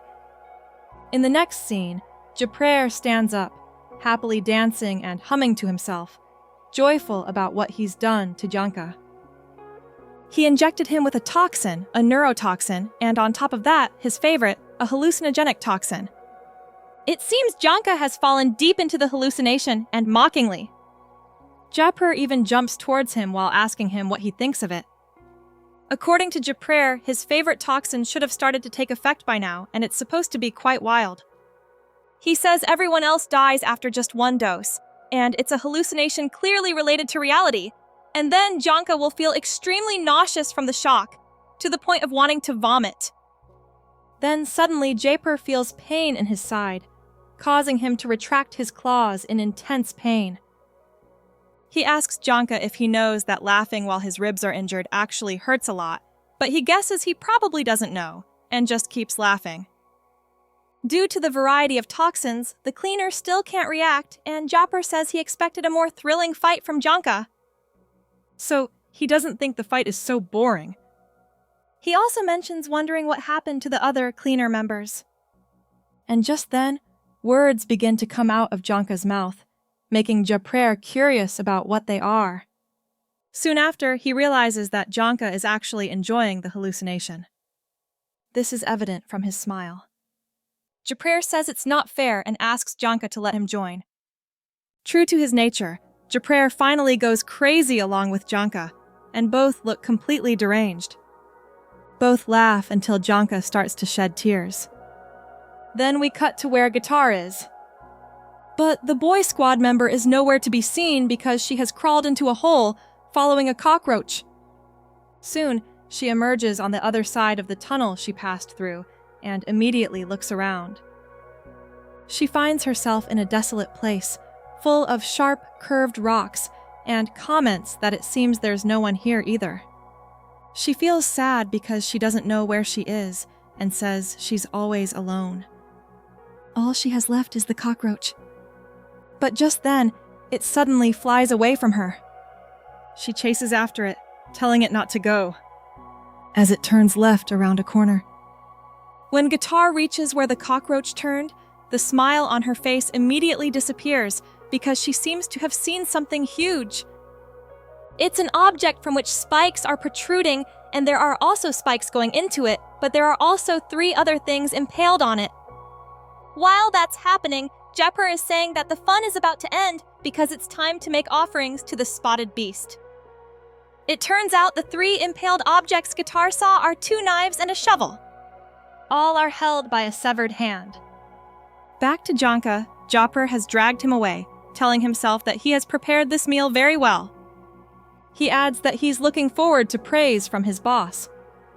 And just then, something suddenly flashes from a distance, and something unexpectedly pierces his leg. The crazed raider looks at his leg, confused about what just happened. Soon after, it's revealed that the object that pierced Japrer's leg came from a gun. And Japrer asks who shot him. In the next scene, we return to Engine, who hears a sound coming from a part of the tunnel where he currently is, causing him to turn in that direction, wondering what that sound is. He mentions that it doesn't look good, and according to the raider opponent, it's extremely bad because, coincidentally, their mission may be over and he needs to hurry before being left behind. However, he doesn't know how to start the fight, so he begins to wonder what he should do. Then he stares at Engine and calls him Uncle. He nervously and shyly introduces himself to Engine as Fu Araster. So, Engine also reintroduces himself, and he tells him to just call him Fu. He adds that Boss Jodin ordered him to offer the cleaner members as sacrifices, otherwise he himself would be in serious trouble. This makes Engine curious about what he means by sacrifices, and Fu explains that he can do it. But the boss wants him to be the first to finish, because if he's the last, something terrible will surely happen to him. That's why they have to fight now. And before Engine can reply, Fu asks Engine if he can let him hit him first. Engine pauses to think about the question, smiles at Fu, and then replies that it's impossible. Then the scene shifts to the battle between Norder and Rio, where Rio is still trembling from the static electricity around her. Norder begins to walk towards her while her electric hair bristles, and it looks like she's staring straight into her soul. Rio gives a crooked smile, and it looks like she's noticed something near her feet. Then, Norder whips her hair towards Rio, but she dodges and performs a headstand, spinning like a whirlwind, which helps her deflect Norder's hair attacks. Because of that, Norder realizes that Rio is using the wind to blow her hair away. So, she pulls her hair back and combs it again with her jinky. While doing so, she tells Rio that she wonders how long this will last, but she's surprised that the cleaner is no longer in sight because she has hidden. This makes her so angry that her veins pop out, and she says she's going crazy and hates girls like Rio. She tells Rio to come out and says, "Isn't that the path of battle she chose?" Then she shouts that if Rio is truly a fighter, she should come out and face her. Rage is evident on Norder's face as she screams at Rio to fight. Rio then smirks and taunts that she might be right about Norder's hair's electrical timing. Then she suddenly appears behind Norder and cuts a section of her hair, saying that electricity is only temporary. In the next scene, immediately after Rio's surprise attack, it turns out she didn't actually cut Norder's hair. She sees the lock of hair glide past her scissors, which takes her by surprise. She can't believe that Norder dodged what she just did. And just then, Norder turns and delivers a brutal knee strike to her, sending her flying. Rio tries to somersault to land on her feet, but midway, Norder punches her straight in the stomach, sending her tumbling uncontrollably due to the force of the punch. She even coughs from the impact and is warned by the Jiver member not to think she can cut her hair twice. Norder adds that she's used to moving in high heels through Latin dances, and her hair and legs are connected via the nervous system. Then Norder asks Rio how long she thinks she's had long hair and warns her not to underestimate her. Rio replies that things are getting worse, and this is the first time she's seen someone so proud of having such long hair. Norder retorts that Rio is right, that her hair can only maintain its electrified state for a limited time. She says she can deactivate it at any time and can only use it continuously for about 1 to 2 minutes. So it's nothing then. Rio understands and adds that she also considered the possibility that Norder's hair might be weak against wind. This made her uneasy earlier when she noticed the windmills weren't moving. She thanks her for the warning, and Norder laughs and says how observant Rio is, and that she's the kind of fighter who can cover her weaknesses. And while saying that, she prepares to launch another direct attack at Rio. Then she unleashes a powerful palm thrust, but Rio dodges. The Raider member follows up with a spinning kick, and the cleaner dodges. It seems Rio is starting to realize something about her opponent's movements. So she calls Norder and asks about her past. Norder replies that she is a woman from a village in the south. A warrior tribe known as Cerolia? Rio, of course, has never heard of it, and Norder explains that this is predictable because they were wiped out long ago. And while she's saying that, she unleashes another powerful attack that sends Rio flying. As Rio lands on her feet, Norder points out that Rio seems to be moving strangely while holding a large object.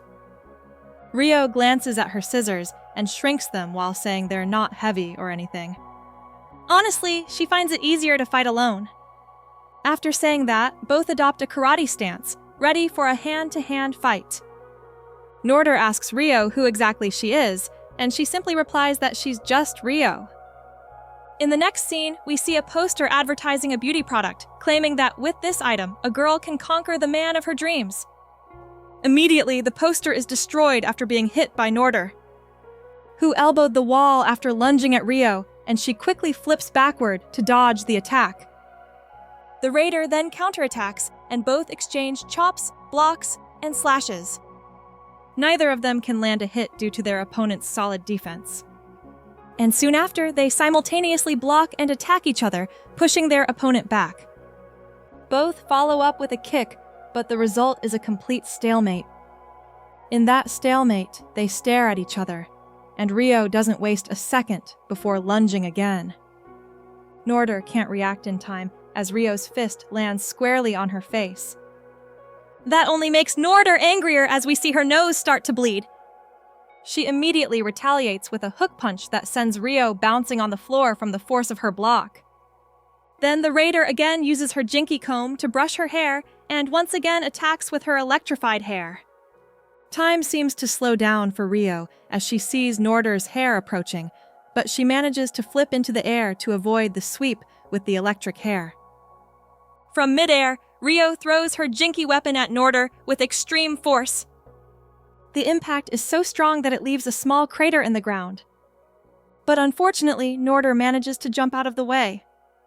Norder brings the comb back to the top of her head, and as the smoke clears, Rio unexpectedly lunges from the front. Norder dodges the initial attack and blocks the subsequent roundhouse kick. Then Norder unleashes her own counterattack with another roundhouse punch, but Rio blocks it again. Like Rio, Norder follows up the first blow with a kick, and Rio blocks that too. But on the third attack in her combo, a final punch lands. The atmosphere between them is incredibly tense. With constant attacks, blocks, and dodges, Rio is panting and barely standing. Norder comments that Rio is probably more than just a kitten, but still within the range of a cat. Meanwhile, Rio is scanning the area and asks if anyone can hear them, no matter how loud they scream. Norder replies that it's useless because neither of them has any choice but to flee. Rio seems relieved that no one will hear them, while Norder tells her not to worry because once it's over, all of Rio's friends will become part of the sacrifice. But while she's talking, Rio seems to have stopped listening and appears to be reaching inside her jacket. Then, a gunshot rings out from Rio's direction, and Norder looks stunned. Blood begins to drip from the raider's shoulder, and she collapses to the ground. It turns out the gunshot came from a gun Rio used to shoot Norder. Lying on the ground, Norder can feel the intense pain from the bullet wound, causing blood to continuously pour from her shoulder. When she looks at Rio, she sees Rio still pointing the gun at her. She slowly walks towards Norder, clearly in a panic. Norder asks Rio why she has something like that, but Rio doesn't answer immediately. Instead, she sits on top of Norder and points the gun at her face. Then she says that Engine strictly forbids killing, so she has tried her best not to kill anymore. However, it's too tough, so she thinks she might as well use a gun. She adds that since no one can hear them down here anyway, she can end this fight quickly because her friends need help. At that moment, Norder is also bleeding from her inner thigh. Rio tells her not to worry because her only jinky is her scissors. She also says that she promised herself never to stain those scissors again. And she got the gun from her previous job. And Norder should consider this a farewell gift. That's when Norder seems to realize what Rio's previous job was, and she can't believe that Rio used to be an assassin. Rio leans close to her face and asks chillingly to keep that little secret between the two of them. Rio then says she was lucky to finally join as a cleaner because that means Norder will live. She adds that the raider won't be able to move anymore, and help will arrive soon, or she can ask the manhole kid for help. Rio says she will go find her friends now, so she threatens to ask Norder if she has any idea where she needs to go. Norder takes a deep breath and says she always thought the cleaners were a clean group, but it seems there's a little darkness mixed in. Rio guesses that only the manhole kid and the group leader know about this place, although it seems the pipes in the walls lead somewhere. As she ties her hair back, she says that finding their comrades will be difficult. At that moment, she has a flashback, memories flooding back of times she shared with her comrades. Like when Rudo first rode with her along with Engine and Janka. She also recalls visiting Rudo's room, telling him she wanted to understand him better. She notices Rudo doesn't even know how to drive, and things could have been different if they hadn't messed with Amo. While thinking about this, she remembers asking Engine if he would listen to her if what she was saying happened. Then, Rio takes off her jacket and her thick, pipe-like arm. It is then suddenly revealed that she is the one who attacked Japrer, shocking him greatly, wondering who she is. Instead of verbally replying, Rio simply continues firing, and Japrer collapses under the barrage of bullets. Soon after, Rio also stops firing, and Japrer is now lying on the floor, his body riddled with bullet holes. Rio still stares at him, still pointing her gun, and she says Japrer is a tough one, so she's sure he's not really dead. Still, despite her doubts, Japrer's eyes are completely white, and his mouth hangs open. Not far away, she discovers Janka lying motionless on the floor. She calls out to him, asking if he's okay while trying to get his attention. Although Janka doesn't respond and is trembling, Rio says thank goodness he's still alive. Though it's clear the poison is affecting Janka quite severely. Then, Rio tells Janka that they should leave now and helps him up along with his staff. She seems relieved and tells Janka it's time to go back and get him treated. In the next scene, we cut to a location where a manhole created by Cony appears and opens. It turns out where it connects is where Rudo and Jodin are, and both turn to look at the manhole.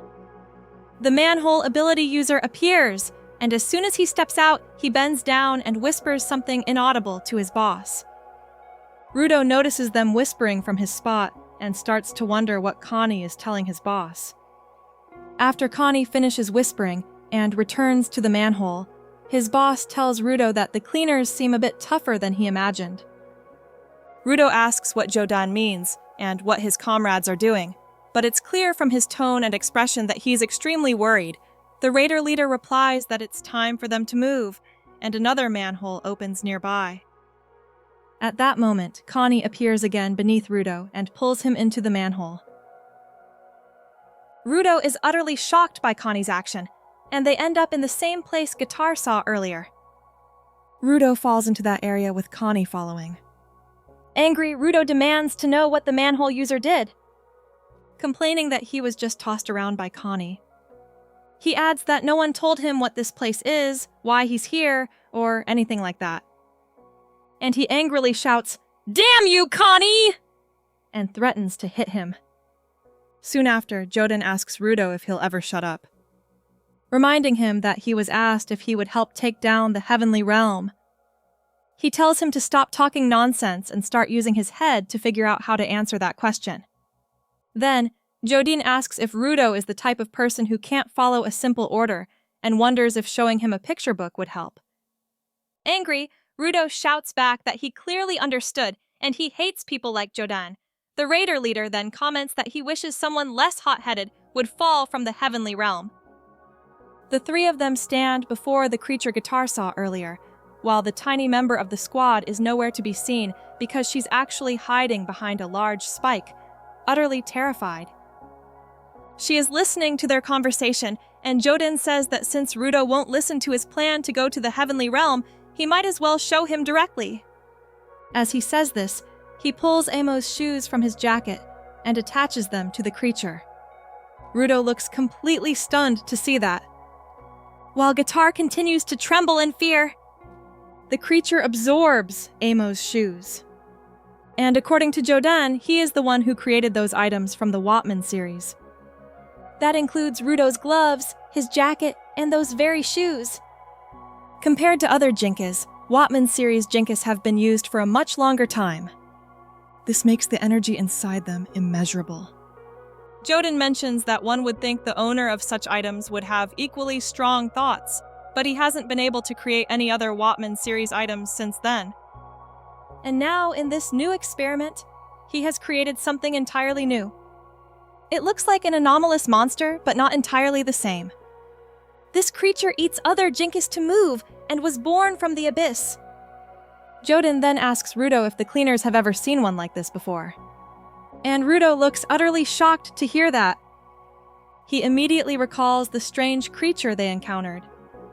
And at that moment, Jodin announces that it's time for them to leave, climbing on to the giant spotted monster. Then, we are given a glimpse of a symbol, seemingly the Watman series symbol, an inverted triangle with a circle in the center of each side and a large circle in the middle. Its shape begins to change as if something strange and inexplicable is happening. The moment Jodin made Amo's Jinky contact the creature, the area began to shake. He comments that those things contain an extraordinary amount of energy and says he has long known that the Watman series has its own unique quality.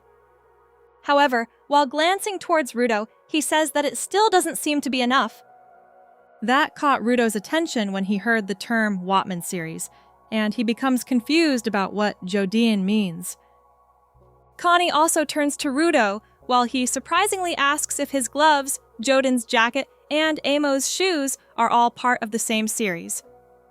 When Jodin is about to explain what it means when something is called a series, he suddenly stops, thinking to himself and saying, "Wait a minute." Then he asks, "Does that mean there are more things like what they have?" Rudo's eyes widen in realization, and he wonders if this series, or whatever it is, came from the ground, how Rudo got one of them. Cony stares at him as he sinks into thought, worried that the series is what he's bothered by. Then Jodin calls Rudo and explains that based on their conversation at the restaurant, apparently Rudo didn't even know what vital instrument was before he fell to the ground. Jodin says this is strange. Someone with such a Jinky who knows nothing about vital instrument coincidentally possesses one, and not just any kind of vital instrument. What Rudo has is a high-grade Watman series item. He adds that despite being only a partial jiver of that series, Rudo has managed to maintain his sanity. This stuns Rudo, and with a worried voice, he asks Jodin exactly what he means and what his gloves precisely are. As the camera zooms in on the symbol on Jodin's jacket, he explains that it's called the Watman series. Each item of this series, he says, was once worn by a single human. He points out that since Rudo has used his gloves, he must surely feel it. An enormous, inexhaustible power supply. He also says that only one person created all those things. Shock and unease are evident on Rudo's face as he takes in everything he's hearing. Jodin then asks how one must live to create something so powerful. He says that if the possessor of such an item is satisfied, if they have everything they need as a human, then thoughts capable of creating anima strong enough to drive one insane will gradually permeate their entire being, little by little. He looks at Rudo, who is now deep in thought, trying to understand what his gloves truly are. As Rudo clenches his fists, he explains to Jodin that he has owned them for a very long time, but has never gone insane. Jodin replies, "No, you haven't," and points out that both of them have used the Watman series without any abnormalities. With serious eyes, Jodin adds that there are certain essential parts that make up a human, and it seems they have left those parts somewhere. Rudo's eyes widen in shock, and as he recalls the people he used to be with in the heavenly realm, he begins to truly contemplate everything Jodin is telling him. Then, Jodin asks ominously, "Why does that discourage him?" That caught Rudo's attention. Jodin begins to burn with something almost like rage, and his jinki begins to emit an aura. As if it's activating. Jodin tells Rudo that it is that state that allows him to use overwhelming power. Jodin is sure Rudo is very curious and tells him that if someone has been able to use the Watman series without difficulty, imagine what they could do if equipped with all parts of that series. Jodin adds that if he wants to achieve his goal, Jodin needs to know, and he needs to experiment. As we are shown a flashback of Jodin holding a charm and throwing it into a pile of garbage. Jodin explains that he once tried to create fake versions of the Watman series as a backup. However, Jodin says that experiment failed, but he also states that failure is never a waste. The pile of garbage where Jodin threw the charm begins to rise and coalesce, eventually forming a cocoon-like creature enveloping the charm. Jodin further explains that they take a defective Watman series item as the core, then provide additional vital instruments as sacrifices, so it evolves into what they call a simulated garbage monster. And the creature we are seeing behind Jodin is the result of that process. Then Jodin adds that all of this is an experiment, every part of it. Even Jodin's interaction with Rudo when he was surrounded by his cleaner friends. Jodin says it's an important experiment to help Jodin take down the heavenly realm. As Jodin is saying this, the giant anomalous monster slowly stands up on 4 legs, puts its feet on the ground, and spreads its enormous wings. Rudo is stunned and almost in disbelief, standing there pondering what Jodin means as they head towards the world. Just as he's about to ask what that means, Jodin cuts him off and explains that they will cross the boundary with this garbage monster, revealing that they have been inside this giant creature all along. Jodin adds that then they will know who will survive and who will die. Rudo is so shocked that he stands rooted to the spot, while Jodin points out that even the previous weather report was a waste because now a perfect storm is forming. And at that moment, we see garbage starting to swirl as it's sucked towards a light in the sky. Next, we cut to Guitar, and she's listening to the entire conversation between Jodin and Rudo. She hears Jodin say that the garbage monster they are inside will break the boundary. And as he continues to talk about it, her interest gradually emerges.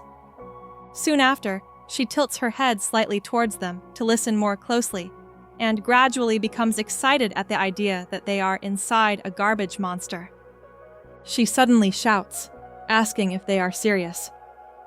This catches the attention of Rudo, Cony, and Jodin. She happily exclaims that this is a battle of monsters.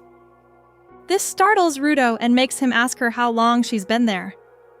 While this is happening, on Engine's side, he and his opponent begin to feel the ground shake due to the movement of the anomalous monster. This makes Engine wonder if it's an earthquake, but Fu nervously replies that it's not, and that it's very bad. Fu begins to beg Jodin to wait a little longer because he hasn't even started fighting. This immediately catches Enjin's attention. Enjin asks if all this shaking is caused by his boss, and Fu confirms that it is. Wanting to speed things up, Fu irritably says this is why he wanted Enjin to start the match first. But Enjin just looks at him with a blank expression. Suddenly, the shaking stops, calming Fu down a bit. Then he starts to walk away. This surprises and stuns Fu. He asks why Enjin is walking away. So Enjin explains that even if he stayed here, nothing would happen. So he decided to go look for his friends. Fu starts to panic and tries to persuade him, knowing that this could be a big problem for him. He also tries to stop Enjin from leaving by force. Fu begins to shout that he will start the match now, that he can do it alone. He hypes himself up and continues to try to persuade Enjin to stay. But Enjin's annoyance is evident on his face. Fu explains that he's someone who can't act unless someone orders him to, and that's his weakness. That's why Jodin promised to help Fu overcome this. Fu adds that this is why he's begging him to attack him first. But Enjin flatly refuses and says that unless he finds a way out of this place and finds where his friends are, he really has no interest in fighting at all. After he says that, Fu begins to shout non-stop that Enjin can easily escape this place by using his Jinki to break the wall. Because after all, they are inside a garbage monster. Enjin freezes when he hears this and turns his head. He is completely stunned and can't believe they are inside a garbage monster. He asks Fu if he's serious, and Fu nervously smiles and doesn't say much. Fu then begins to admit that he himself doesn't even know where Enjin's friends actually are, and was about to say that at least now that he has that information. They can finally fight. But Enjin immediately cuts him off, saying that fighting is not his intention. Meanwhile, we return to Bro, Dia, and Bundus, who also begin to feel intense shaking around them. Bundus comments that this feeling is a bit early and says he still has much to learn. Bro then asks what's causing the shaking, and when he looks at Dia, he suddenly shouts in alarm. He thinks that the shaking is just Dia unconsciously tapping his foot again. He asks if Dia is sleepy or about to fall asleep because of the dark area. He adds that he thought he told him to stop doing that, and now that he thinks about it, it's enough to shake the dance floor. Bundus asks skeptically if he really thinks the earthquake is caused by this. Then he leans back in the car behind him and just lets things happen, saying he gives up. If they continue to ascend to the heavenly realm, they will break the boundary, and he thinks he will probably finally feel what it's like to pass through it. That catches Bro's attention, making him clearly shocked that Bro doesn't understand what's happening. Bundus explains that the garbage monster they are inside is taking them straight to the world. Then he asks almost incredulously how a cleaner like Bro doesn't realize that. Like Enjin before, Bro slowly turns his head towards him and shouts in extreme astonishment. Suddenly, Dia steps between them and into a fighting stance, activating his Jinki called Sorian. Then we return to Enjin's position, where he begins to laugh.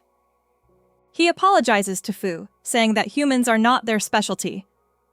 He explains that although he has many questions to ask, the moment he heard the word garbage monster, he says everything became much more serious. He places his umbrella handle in front of him and asks Fu and his comrades if they've forgotten who they are. Then from all sides of the scattered cleaners, they all simultaneously say, "Why don't we start cleaning?" while facing their respective enemies. Next, we are given a glimpse of what's happening outside the anomalous monster. And it seems this monster is causing the swirling of a huge amount of garbage around it. Then we immediately return to the confrontation between Dia and Bro against Bundus. The two allies glance at each other and understand. They have caught Bundus' attention, and as they prepare their respective Jinkas, he comments that they look like they're burning with fighting spirit, showing a curious expression. Soon after, Dia's pacifier, Jinki Sentient, and Bro's bandana Jinki Cross both transform, signaling that they are ready to be used. Bundus notices what's fueling their excitement and asks if it's because of what they heard about the garbage monster. If so, he says it's extremely convenient for him. He adds that Bro was actually tricked a while ago into thinking the tremors were caused by his little companion, while in reality, it turns out to be caused by a giant garbage monster. Suddenly, Bro notices something and points out that they're not wearing masks, but then adds puzzlingly that they seem fine. He mentions that this place should be full of a large amount of harmful substances due to the huge size of the garbage monster, and Dia replies with a suck from his pacifier that only Bro can understand. Bundus interjects and says it's probably because this monster has a special kind of body, although he's not entirely sure either, and admits that he also wants to find out.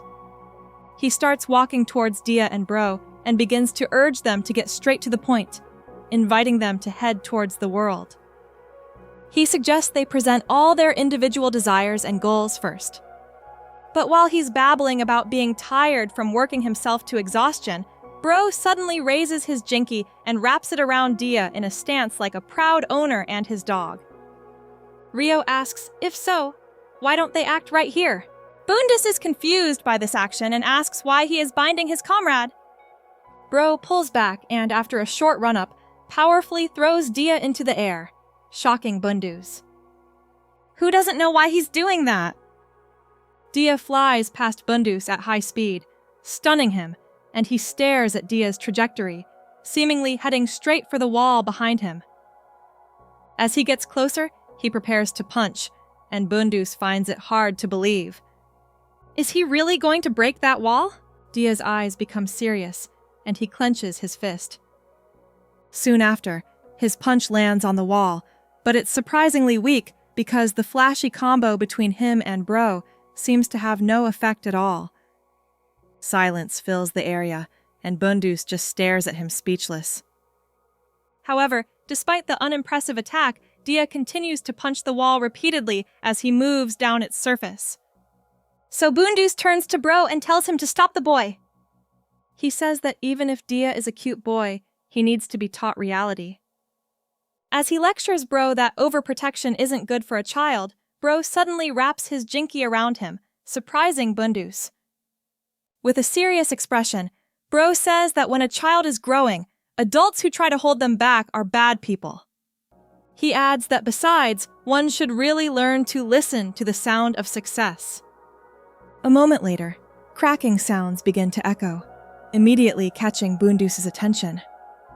It turns out to be the wall Dia punched earlier. And now, with each punch, he is leaving increasingly large cracks. While doing this, Dia continues to suck on his jinky.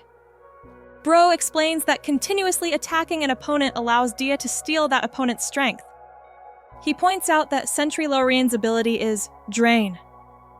While he's explaining, Dia continues to punch the wall, and soon he has absorbed enough strength to create a large hole in it.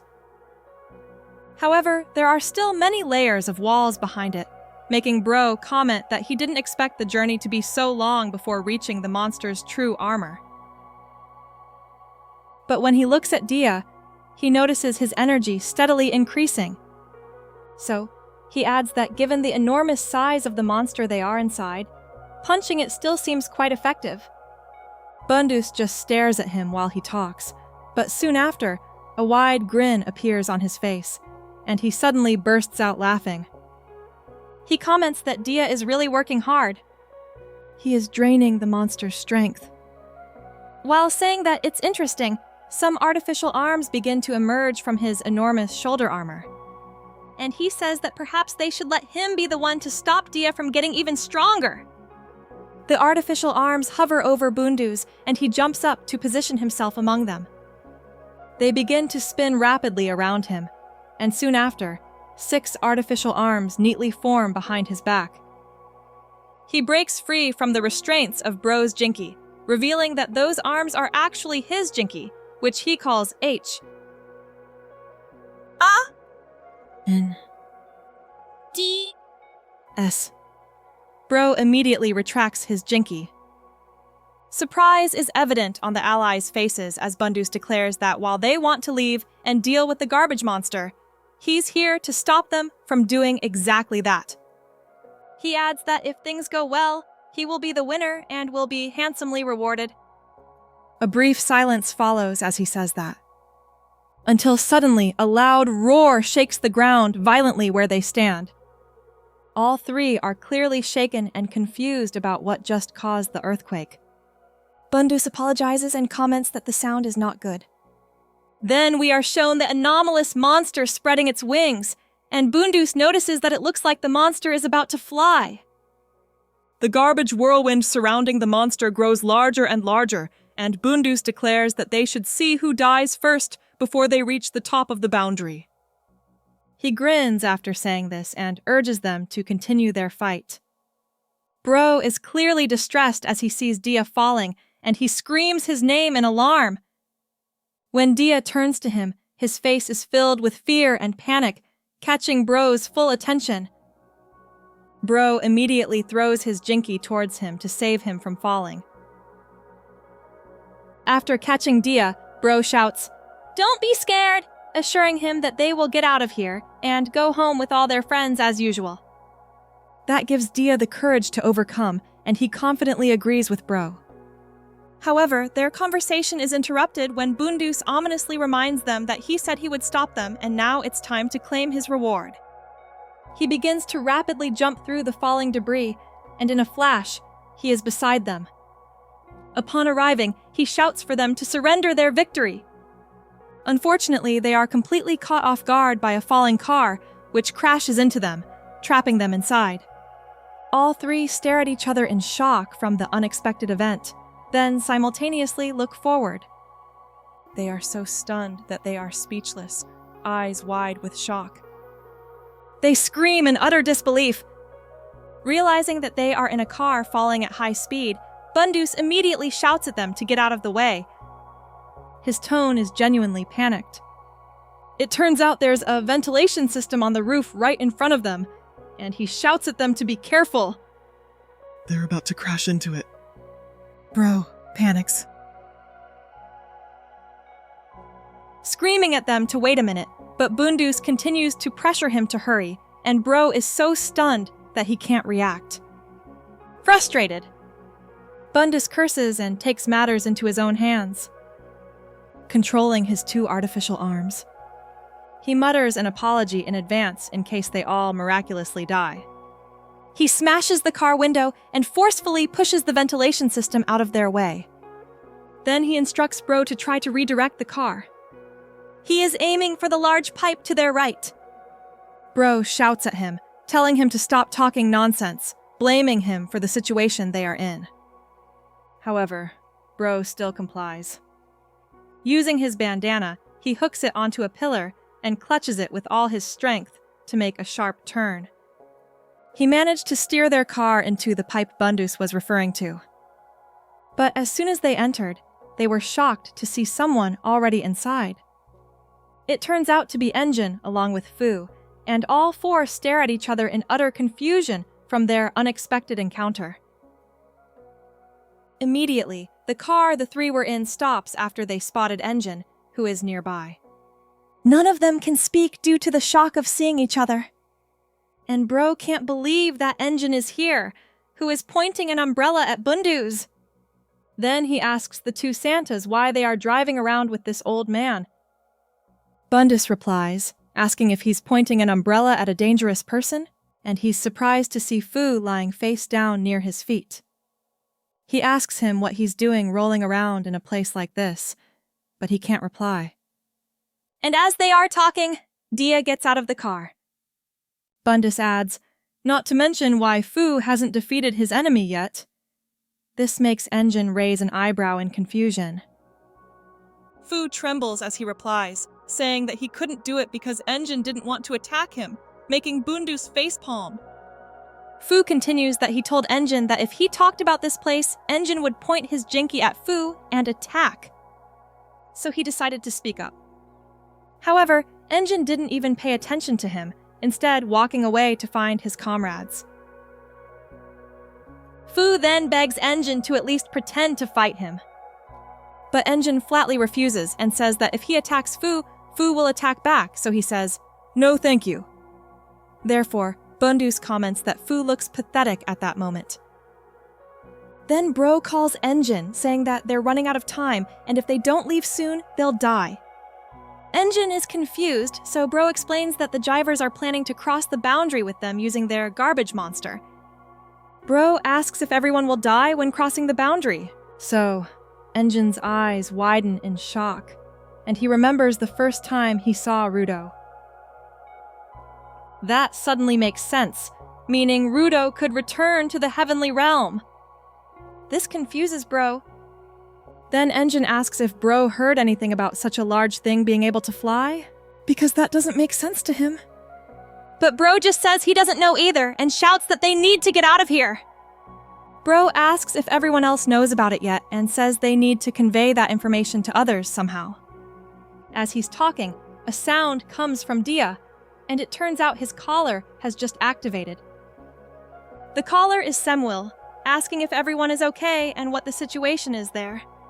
She is happily greeted by Engine as a thoughtful person, but she tells him to stop talking nonsense and explain everything now.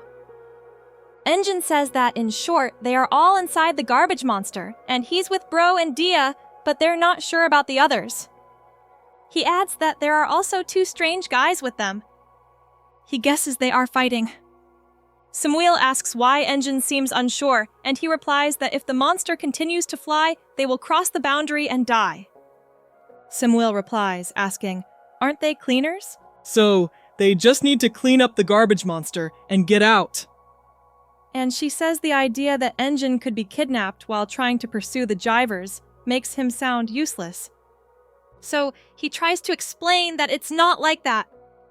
Samuel adds that they're not underground, so why can't she contact them with the callers?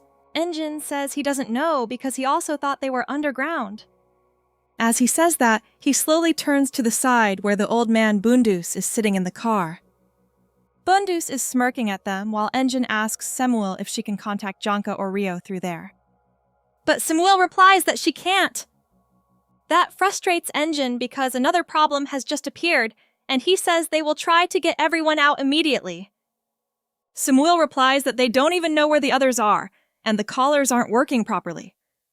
So, what does Engine plan to do? Engine replies that his name was given to him by someone he owes a lot to, and it comes from an old word meaning scavenger. So, he will act as a symbol and gather everyone together. After all, umbrellas tend to stand out. Samuel seems satisfied with Engine's answer and tells him that the situation is now in his hands and reinforcements are on their way as they speak. She confirms that they have located Engine using the previous explanation and that the boss has received information from outside sources. This dispels any doubts. After she says that, several cleaner vehicles are shown heading towards them, and she says the supporters have arrived. The driver is so overzealous that he crushes the steering wheel, and it turns out to be Gris. In the next scene, we return to Jodin, who says that every 6 years, a garbage storm approaches, and that day happens to be today. As the garbage monster flies through the sky, he says it would be a good idea for Rudo to change his mind. Then, Rudo is shown clinging to a spike on the garbage monster, and you can see in his eyes the overwhelming feeling. Jodin adds that, if possible, he wouldn't turn Rudo into a sacrifice because Rudo possesses extensive knowledge of the world.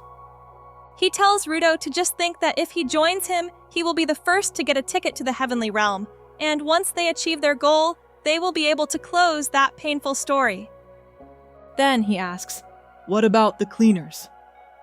All they want to do is clean up the garbage monster, frolicking carelessly below them. Then, while looking at Guitar, Jodin says that their own mediocrity has no limits. He adds that he will teach Rudo a lesson and eliminate all useless things. If Rudo has a goal he wants to achieve, and if he has faith, then he should throw away all the trash.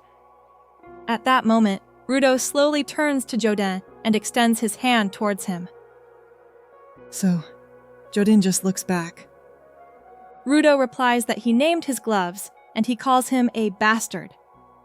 Jodin's eyes become more serious after that, and Rudo explains that the name of the gloves comes from humanity's past problems. An environmental crisis that required waste reduction, and an effective solution was found involving practical use. He says the head of the cleaners taught him that, and that name is Ba, the perfect name for his treasure. Whether it's garbage or living creatures, nothing is truly useless. And he says that even his encounter with Jodin wasn't a waste because he discovered something that the raider leader lacks that he has. Those who helped him, the cleaners, his friends. Jodin clearly doesn't like what he's hearing. So, Jodin steps down from where he's standing. And as he does so, Rudo says that even though the cleaners are not his relatives, they gave a piece of trash like him, who once only had anger, a home. They don't see him as a sky dweller who only causes trouble. They accept him for who he truly is. And while he's saying that, Rio and Janka emerge from a pipe. Rudo continues, saying that between the heavenly realm and the ground, besides Recto, the only people who ever saw him as a human were the cleaners. He says he will never forget his goal or his rage, but he's no longer satisfied with just that. Then he lets go of the spike he's clinging to and proudly declares that what he's trying to say is he wants to keep everyone alive, have fun with them, and take revenge on everyone while living his best life. And then he calls him a damn bastard and flips him off. At that moment, Jodin lunges at him, transforming his shape, and says that the words coming from Rudo are those of a brainwashed person, and they are meaningless and greedy. Jodin continues, saying he will make a prediction and mentions anger and friends, stating that what will fill Rudo's mind next will be nothing but regret. Rudo is angrily choked by Jodin, who asks him when he will realize that deluded souls who continue to pick up garbage will always return to square one. Rudo tightens his grip on Jodin and tells the Jiver leader that he is the deluded one today, and that he can clearly see the envy emanating from Jodin. Jodin then asks where Rudo's friends are, and just then something begins to emerge from the body of the garbage monster. Whatever it is, it swirls upwards, and both Rudo and Jodin look up to see what's coming out. An umbrella is being pushed up by someone. That person is none other than Engine with his Unbreaker, answering Jodin's question that Rudo's friends are right here. In the next scene, we return to the past where Engine and the others are. As Bundus mocks Engine for claiming he will become the Flag, the commander who will rally everyone. He walks towards them and asks Engine if he truly thinks he can do that inside the giant monster. Engine replies that creating a big, flashy show is surprisingly easy, and then he jumps down the pipe they are standing in. And while falling, he says all that matters is pouring energy into what he's about to do. Bundus asks if Engine can't use that energy, or whatever he calls it, to free himself from the garbage monster. Engine looks annoyed by the question and snaps back, saying, "Didn't he just say he would take everyone with him?" Immediately after saying that, he activates his breaker. He propels himself upwards, spinning exactly as Rudo and Jodin saw him in an earlier scene. As he performs the move while making clanging and clanking sounds, the two Santas are also shown preparing to move. Bundus seems stunned, wondering if Engine found out where the other cleaners were before he left. As he is wondering that, the two Santas also jump down the pipe, surprising Bundus. He just assumes Engine actually figured it out and asks if there are any technologies that allow them to locate their comrades. Bro replies that they don't, but Engine's hunches are usually right. Bundus is so shocked that even his 6 auxiliary hands react, unable to believe that Engine relies on pure intuition. At that moment, we return to the present, and Engine exclaims that it's a bullseye because he found Rudo. As soon as he lands on the body of the garbage monster, Jodin asks if he drilled a hole through the monster to get here and says he's surprised Engine knows where to find them. That can only mean there's another cleaner. Immediately after saying that, another person enters the scene. Rio is carrying Janka and the two Santas. Rio thanks Engine for creating the path because they were lost. Engine then comments that he doesn't look well and asks if he's still alive, but he can't reply properly. Bro then notices Guitar and is relieved to know where she's been while Guitar is hurting from hitting her head. Jodin is stunned and begins to return to his normal form, and Rudo tells him that it seems his friends are still alive. Rudo adds that he's fed up with Jodin's slow and stupid experiments. The core of the garbage monster is right here, along with the cleaners. So, does Jodin know what he's talking about? That experiment is over. Jodin turns to the young prodigy of the cleaners and says that the experiment is indeed over because very soon, Jodin will get the results, and they will all know exactly what happens when they cross the boundary. Then we switch to Engine, who is looking to the side where Rio is, seemingly burdened by Janka. Engine suddenly tells Rio to wait and tries to ask her something. But before he can finish, Rio gasps and raises her hands while saying guiltily that she didn't do it. This causes Janka's body to slump. Rio clarifies that she didn't kill anyone, while Janka twitches slightly. At that moment, the ground they are standing on suddenly shakes. This startles Engine. Who says that the ground is becoming steep? Jodin, on the other hand, says, finally, because it seems he has been waiting for the shaking for a long time. The garbage monster's wings open, and Jodin declares that it's time to begin. He says the cleaners have time until they reach the boundary of death, or the heavenly realm.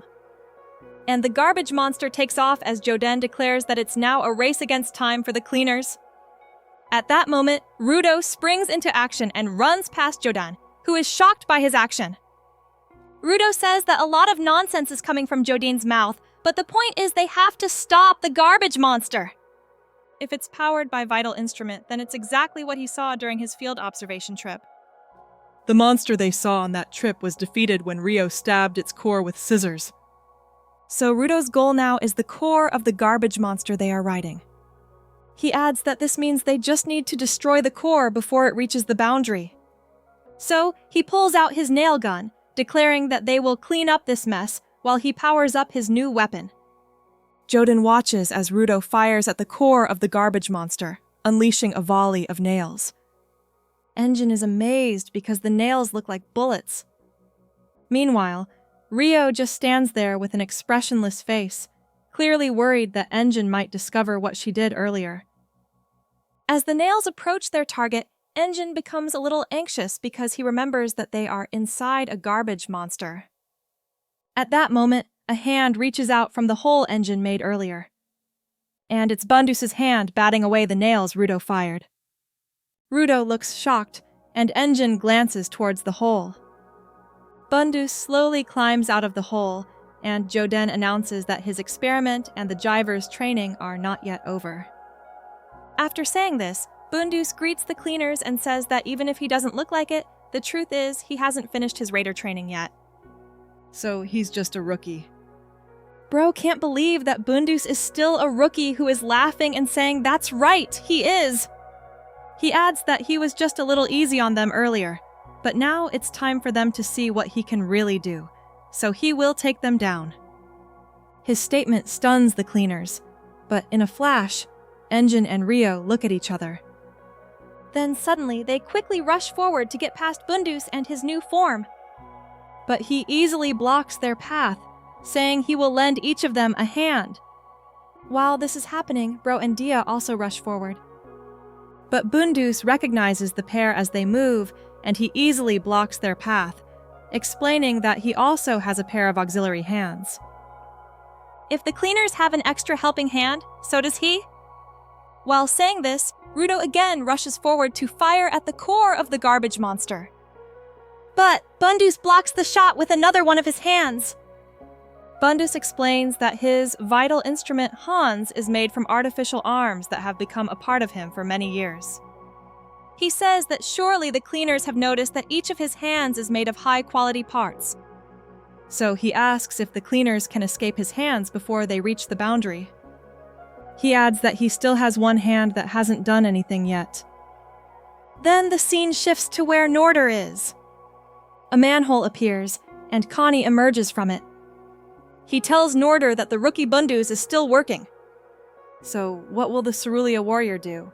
He asks her if she's done. But she tells him to get lost. She says she will never let it end like this. Not unless she's dead. In the next scene, we enter Rudo's mind, where the only thing he's thinking about is the core of the garbage monster. He wants to get there and destroy it, and that's all he needs to do. However, he can't do it because standing in his way and the other cleaners is an unmovable force with an overwhelming number of hands. Bundus. No matter how many times Rudo fires at the core of the garbage monster, Bundus will swat it away with one of his hands. And that angers Rudo at this rookie old man who is blocking the way, whom he calls a stinky face. Meanwhile, Engine lunges forward, saying they will break through, and he activates his spinning attack with Unbreaker. So, Bundus says that for Engine, he will use a specific hand and prepares it for the attack. The fingers of that hand extend and wrap around Engine's Unbreaker, completely stunning him. Bundus calls it hand number 3, which he says he acquired when he was 20, during a time when he was still free to spread his wings. Then Rio enters the scene, declaring that she will cut Bundus's wings. However, her scissors hit something metal, equally stunning her. Bundus comments that one day, the cleaners will understand that as they get older, they become more conservative. And the hand he used to stop Rio is hand number 6, which he says he acquired at the age of 40. After Rio, Bro is the next to attack with his bandana, but Bundus immediately cuts it with hand number 2, which he says he acquired at the age of 18. That was during a time when he constantly made harsh remarks without realizing how young and foolish he was. Then he demonstrates his puppet finger-like hand against Dia. That is hand number 5. The hand he acquired at the age of 35. A time when everything in his life was unclear. For Bro, it's unbelievable that Bundus is still a rookie because not only can he fight both him and Dia, but he also immediately figured out Engine and Rio's vital instruments and immediately used the correct hands against them. So Bro calls him a veteran, a master of hands.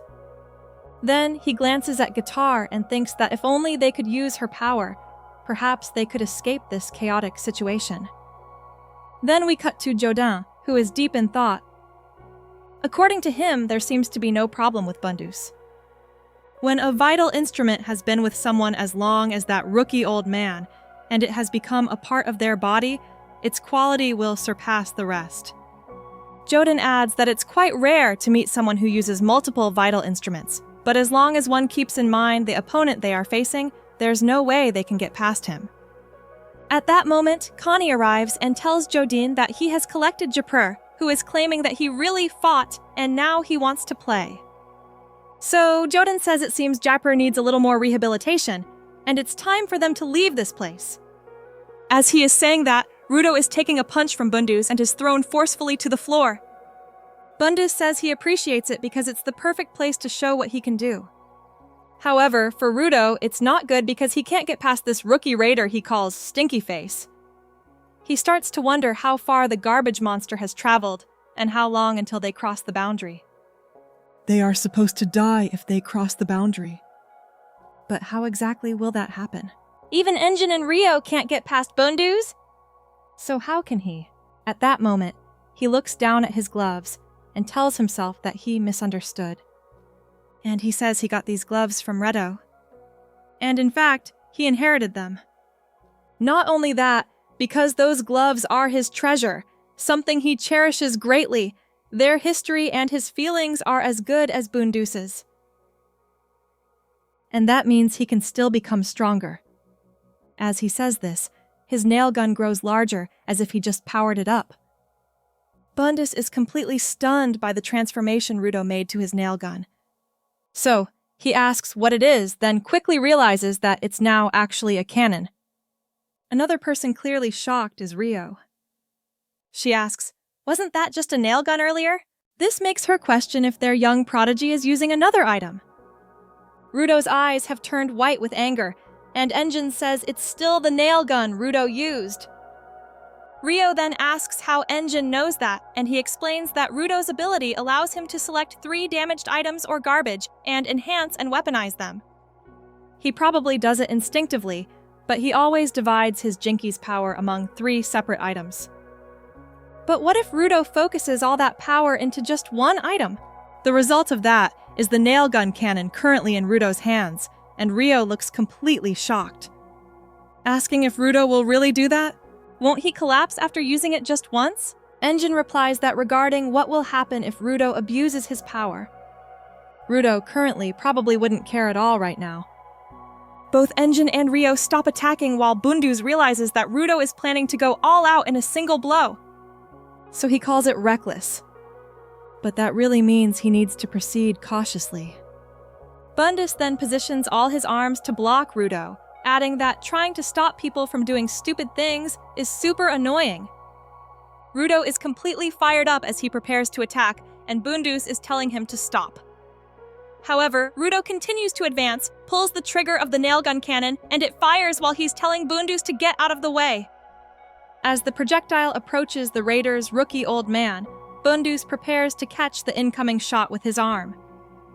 The force of the projectile sends him flying a great distance due to its sheer power, but he successfully blocks it. He is completely impressed by its power, but says it's still not enough. However, Rudo again raises his hand, surprising Bundus because it seems Rudo is signaling something. It turns out to be Rudo's signal that he's about to fire another projectile from the cannon. As soon as he lowers his hand, the nail gun cannon fires again, and this time the explosion shatters Bundus's arm. He is clearly shocked that Rudo's projectile pierced through while destroying his arm in the process. Bundus's artificial arms are broken and shattered into pieces. He can't believe what he just witnessed. His most precious arms destroyed right before his eyes.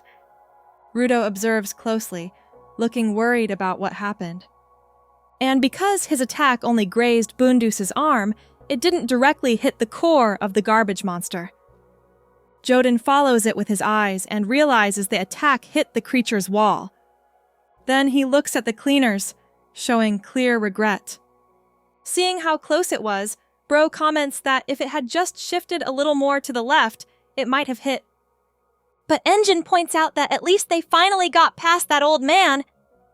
He is about to say more about the core, but his attention shifts to Rudo, who has fallen to his knees after seeing what happened. That moment is truly devastating for him, and Engine calls out to him. Simultaneously, Rudo is clearly exhausted from using his Jinki. Meanwhile, Bundus lies on his back on the ground and mutters that this is painful. Looking at the fragments of his arm scattered on the floor, he says that even if they can be repaired, it's terrifying to see something precious to him completely destroyed like that. This sight playing out before his eyes will always break his heart. Rudo is silent as his cannon slowly dissolves. Its purpose is now fulfilled. Engine quietly observes and can't believe how deeply affected Rudo is by witnessing the destruction of other people's belongings. Jodin, on the other hand, has a different expression. Then he suddenly praises Bundus with a, "Well done," calmly calling out to him. Still on the ground, Bundus surprisingly says that he hasn't even defeated a single enemy. But Jodin replies that he understands Bundus's strength. Besides, it's time. The garbage monster they formed continues to move, using the strong winds from the garbage storm to fly. Bundus asks if they are approaching the boundary. And, according to Jodin, now they clearly understand what it feels like to fly the monster, its durability, the Jiver's strengths and weaknesses, what the Callers can really do, and the true power of the other Watman series. There's no reason for them to stay here any longer because everything has proven useful. Bundus stands up and follows him. Rudo notices something left behind and calls out, pointing out that Bundus's Jinki is still there. Bundus raises his hand and points to his shoulder, and with a snap of his fingers, the fragments of his artificial arm begin to lift from the ground. He notes how he treats everything with compassion. Bundus clarifies that his artificial arm is a combination of parts from his first prosthetic. It's like accepting a new Jinki, especially one that contains memories and emotions within. That's why he's sure it will become even stronger. He calls it the core of his Jinki, and as he said before, he can easily repair it. Rudo is caught off guard by that realization. He can't believe what they are trying to do. Frustrated, he asks if their plan is just to run away. Jodin questions his outburst, calmly stating that it's part of his plan. He considers the cleaners test subjects in his experiments. It's normal for test subjects to remain confined. Angry, Rudo curses Jodin, shouting that they dragged them into this situation. So they should stop doing whatever they want. Jodin replies by asking why Rudo doesn't stop barking and go destroy the core. It doesn't matter anymore anyway. Jodin adds, it's too late.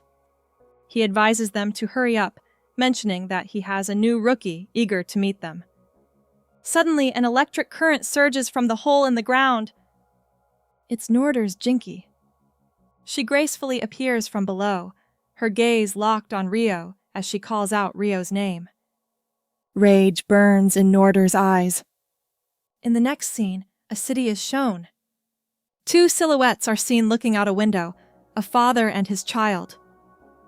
The child asks his father if the tar storm is coming. The father gently corrects him that it's a garbage storm and tells him not to worry. Even if it gets close to them, they are protected by a giant outer wall surrounding the city. However, in the middle of their conversation, a huge pile of garbage unexpectedly appears right outside their window. It falls straight down near their house. The child can't help but cry in fear, and the father is panicked because the garbage has entered the city. They stand by the window, anxiously looking up at the sky, worried about what might happen to their city, especially since it's near the storm's path. Back inside the monster, electricity begins to crackle violently, and Rudo becomes anxious as he notices this. The power continues to increase. Jodin just watches while Norder displays her terrifying Jinky. She hovers in midair. The bruises from Rio's previous attack are still visible on her face. Rudo stares and asks what's happening to Norder. Jodin, on the other hand, recognizes the form she's transforming into and understands Norder's intentions. Norder's clothes have been burned by the sheer power of her Jinky. But she still doesn't stop. In Jodin's mind, everyone there is truly fascinating. Then he orders his comrades to prepare for departure. Their escape will be done using Cony's teleportation ability. Jodin notes that if they stay longer, they will also be caught in the dangerous situation Norder is about to cause. Jodin calls Rudo and tells him to observe carefully and learn. This, he says, is the true determination of someone who has discarded something precious.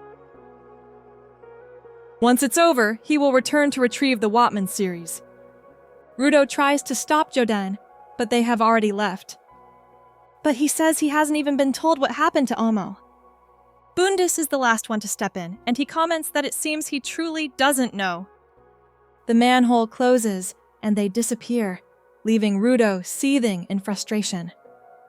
The only ones left are the cleaners. While still in this area, a flashback appears in Norder's mind.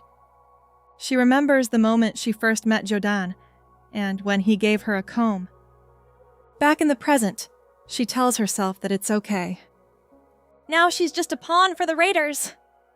So with her hair, she will dedicate all she has to this moment. Still hovering, Norder unleashes overwhelming power and threatens to burn them all until nothing remains. The cleaners become anxious about her intentions. While hovering in midair, she unleashes a devastating electric current and declares the name of her attack.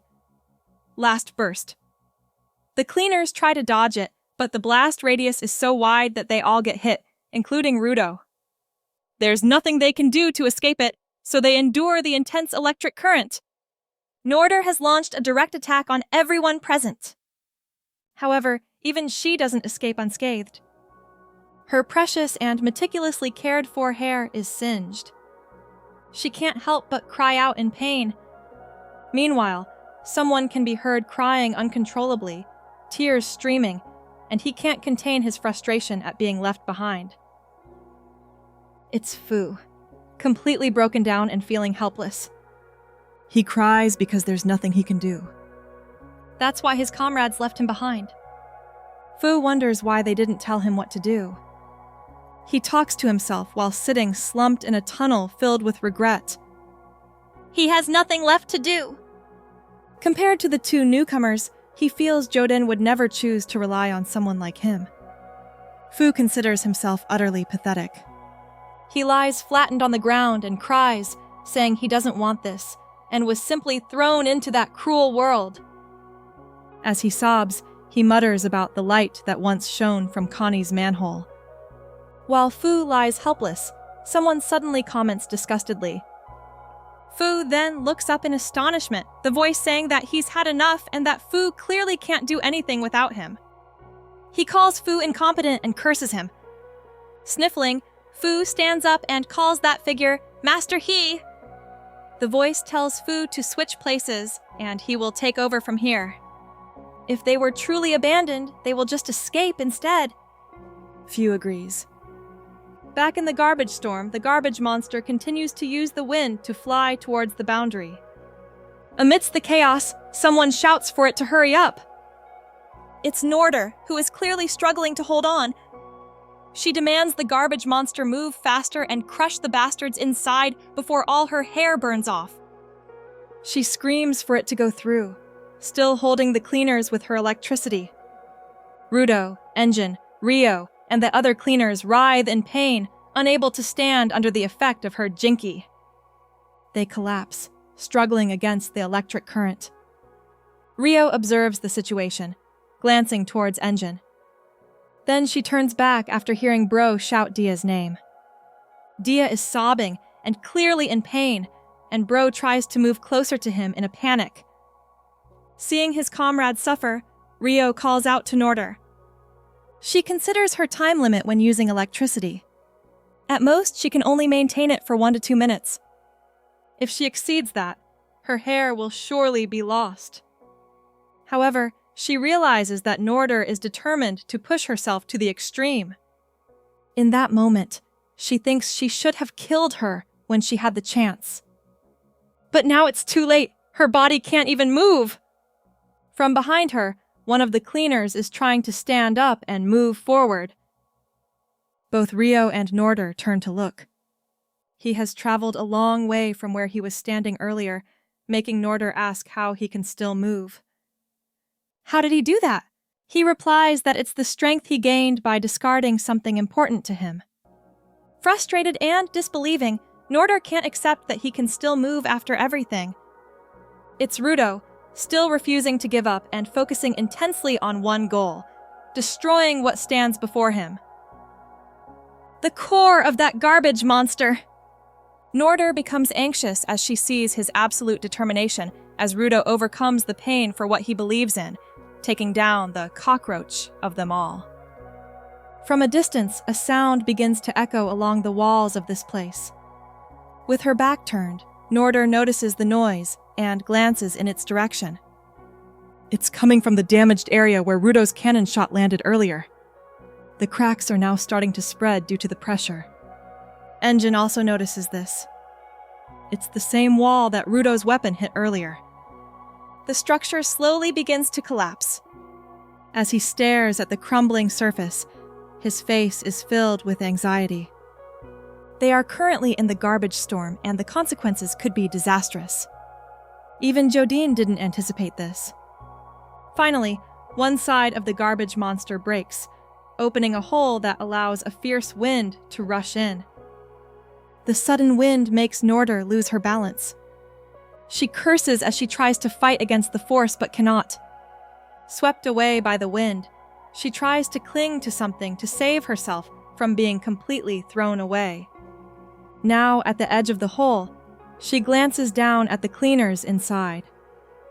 Then she looks across at the raging storm and, unable to hold on any longer, she lets go, swept out of the garbage monster by the fierce winds. She laughs in surrender to Jodin. She says she made it this far. As she is swept away by the wind, memories from Norder's childhood return. Her voice echoes in her mind, asking what someone said at that time. Little Norder had asked that person what they called her hair. She insisted to the person she was talking to that they often saw travelers like him. Men who thought they could charm their way in just because the village was full of women. She stands up and tells him to find somewhere else to find a sweet, innocent girl to quench his thirst, because they are a warrior tribe. Her words are directed at Jodin, who calmly says he doesn't know what she's talking about and states that he just says what he thinks. Norder was confused by that reply. At that moment, back in the present while hovering in midair, she comments that the scene is beautiful. She thinks of Jodin again and says the boundary looks beautiful. She sees the void in the sky between the cloud layers, and within it, a silhouette. While hovering in the air, she notices that silhouette is looking at her with sharp eyes. She is shocked by what she sees. Panicked, she shouts, "I have to warn Jodin!" Then she remembers everything that happened. However, her memories begin to fade. She wants to tell him that if he crosses that point, everything precious to him will be taken away. Along with it, the power she cherished most is lost. She tries to shout a warning about the boundary, and with that, she disappears. Her final thoughts mention the Guardians. Back inside the garbage monster, the hole in its side lets in a fierce wind. The cleaners struggle inside. Engine shouts at them to hold on tight. No matter what happens, they must make sure not to be sucked out. Bro clings to Dia. Rudo curses the situation. If they don't act, they will crash into the boundary. As he blinks, darkness covers his vision, and his eyes widen.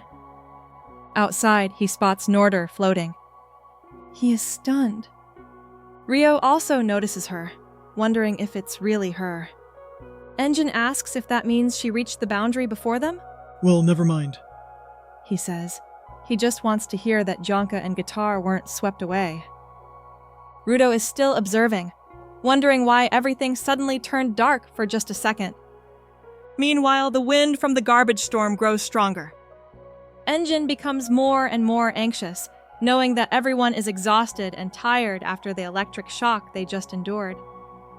In his opinion, they won't last much longer. They have to find a way to take down the garbage monster. Otherwise, they will all cross the boundary. He begins to think and recalls something behind his back. It seems he has an item here that he now needs to use for their situation. While he's struggling, Guitar is seen standing and hovering nearby. While Janka is lying face down on the floor, shocked to see them, both look distraught. Engine anxiously asks what they are doing. They will be swept away if they don't hold on to something. Bro can't believe his eyes when he sees Guitar and warns the little girl. He tells her to come closer, otherwise she'll be blown away. She apologizes to everyone and says her head just hurts, but after a nap, she's back to normal. When they ask if Janka hit his head, they suddenly realize something. That's right, what were they thinking? They don't need to worry about Guitar being sucked out. Rudo doesn't understand what they mean. While just standing there, Guitar asks Bro how far she went this time. He replies that she reached number 3, but says she shouldn't go past that point anymore. Guitar jumps up and says, "Okie dokie." She spins around, and Rudo stares at her curiously. He asks what her vital instrument is, and Engine says he's looking at it.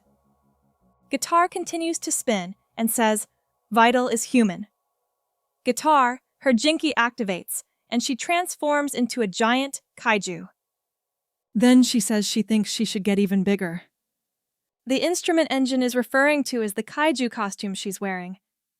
When Guitar activates her Jinky, she gradually transforms. Thanks to that, she is able to block the hole that is causing trouble for everyone. Rudo is very impressed with her Jinky. Guitar keeps repeating "hole in the wall" while smiling a little, some wind still coming through the gap. So, she inserts her body into the side to completely seal it. Now everyone is safe and won't be blown away anymore. Engine is very impressed. Meanwhile, Rudo is still speechless at what he witnessed. Engine comments that her Jinky is very flashy. That makes Guitar happy, and now their problem is solved. The cleaners prepare to start cleaning.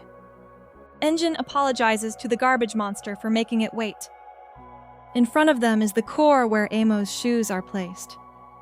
Outside, Bundus sits silently while Jodin observes the garbage storm. He observes closely and notices that the storm is gradually disappearing.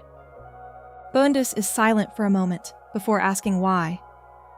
Jodin finally decided to use the simulated garbage monster to cross the boundary. Until now, no one has ever survived crossing it with any experiment they used. He asks what makes this simulated garbage monster different. Jodin doesn't reply, making Bundus wonder if it's a trade secret. The garbage storm continues to recede while Jodin remains silent, thinking about an item he once had. Finally, Jodin replies that what makes it different is that inside it lies the power of protection. From the outside, it can be seen that the monster's body is starting to collapse. That's because inside, the cleaners have finished their work. They charge into it together, using their respective jinkis. While they are finishing it off, Rudo finds something, the same item Jodin was holding. He says that's the core, and since they've retrieved it now, the giant garbage monster begins to crumble. Only then do they realize everything will fall apart once the core is retrieved. But they already knew that. Each of them clung to the broken parts. They are finally separated, and Rudo shouts to grab Guitar, who replies that she already has. She's holding him in her mouth. Then she instructs everyone to hold on to her. Since she's soft, she thinks she can cushion their fall. That makes Engine comment that he feels both relieved and anxious about this. Rudo jumps up and clings to Kaiju's body. While there, he notices something. Along with the falling garbage, Amo's shoes, which were placed in the core, also fall. The garbage monster falls straight down after the core is destroyed. Its body made of compacted garbage begins to break apart. From its side, a wall breaks, and Guitar appears. Her giant claws are carefully positioned to ensure a safe landing. As they descend, the cleaners cling to her back. While there, Engine compliments everyone on a good job. Thanks to their efforts, the cleanup is complete. They land safely while the garbage monster created by Jodin falls to the ground and shatters. Meanwhile, Rudo has successfully retrieved Amo's shoes. Debris from the garbage monster scatters as it explodes while Guitar falls into the steaming garbage pile. Because of this, she shouts that it smells terrible. She is disgusted by the stench of the place where they landed. The same reaction comes from the rest of the team. They hurriedly look for masks so they don't suffocate from the stench. Then they lie down to rest. Now they are wearing masks. Bro says that in his opinion, they are not in a wasteland, but he's sure they can't just relax in such a polluted area.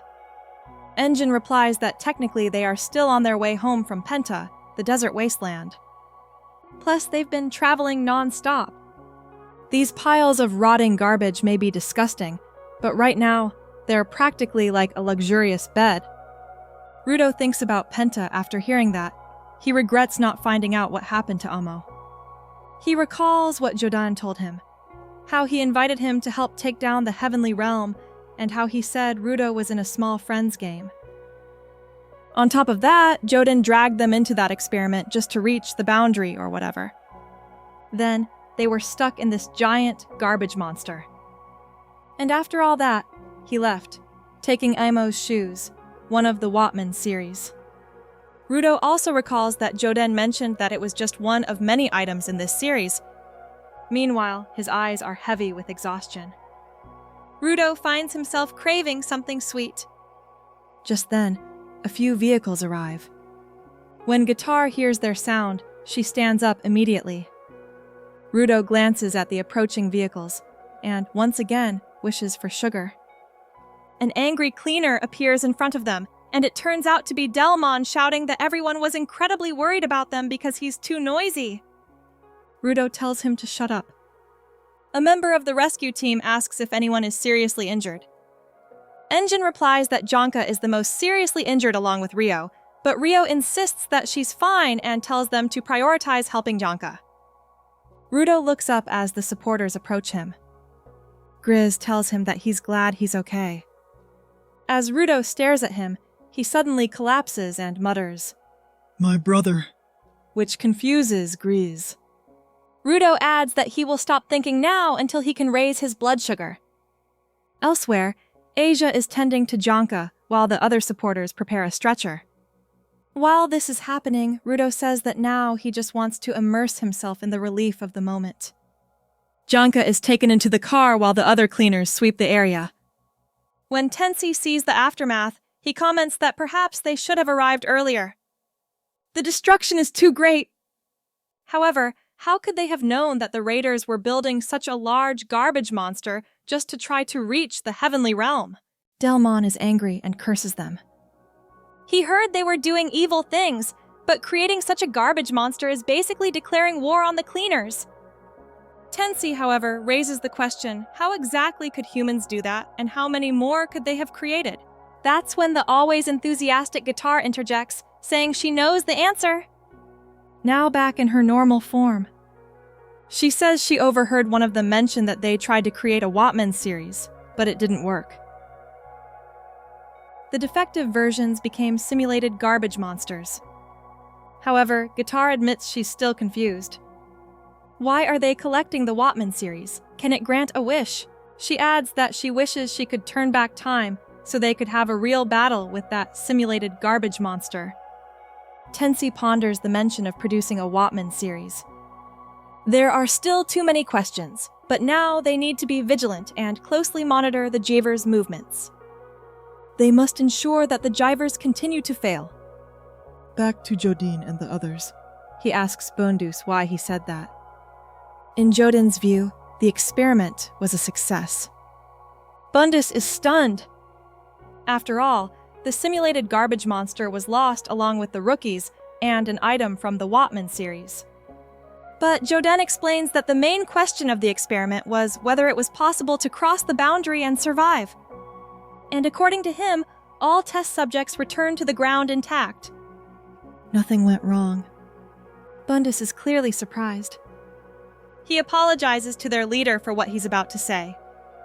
But he had assumed Jodin was the type who strictly adhered to a plan.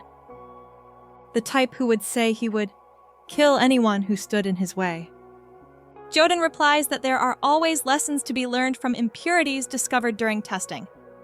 Bundus thinks to himself, realizing Jodin's meaning, he only sees them as guinea pigs. The cleaners have endured a lot. Jodin then mentions the simulated garbage monsters. Another one has been prepared for their true journey across the boundary. Their focus now will be to enhance it. From the side, Cony comments that Norder showed true spirit. She's not sure about Fu. However, Jodin glances towards her and recalls his first meeting with Norder. He agrees, saying that the experimental seed he planted then bloomed beautifully. He even calls her a good warrior specimen. Then, Jodin takes something from his jacket and throws it to Bundus. When Bundus catches it, Jodin congratulates him on his promotion, and this is the reward he desired. When he looks at it, it turns out to be a small statue named Undertaker Canis Surbrake. Bundus is overjoyed. He has been searching for it for a very long time. Cony curiously wonders if it's some kind of antique. Jodin tells Bundus that he expects him to continue using his power for the benefit of the Jivers. Bundus replies that he is truly honored, even more so than joining the front line, the Raiders' all-star team.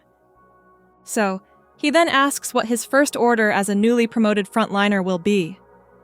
Jodin replies, "The Collars."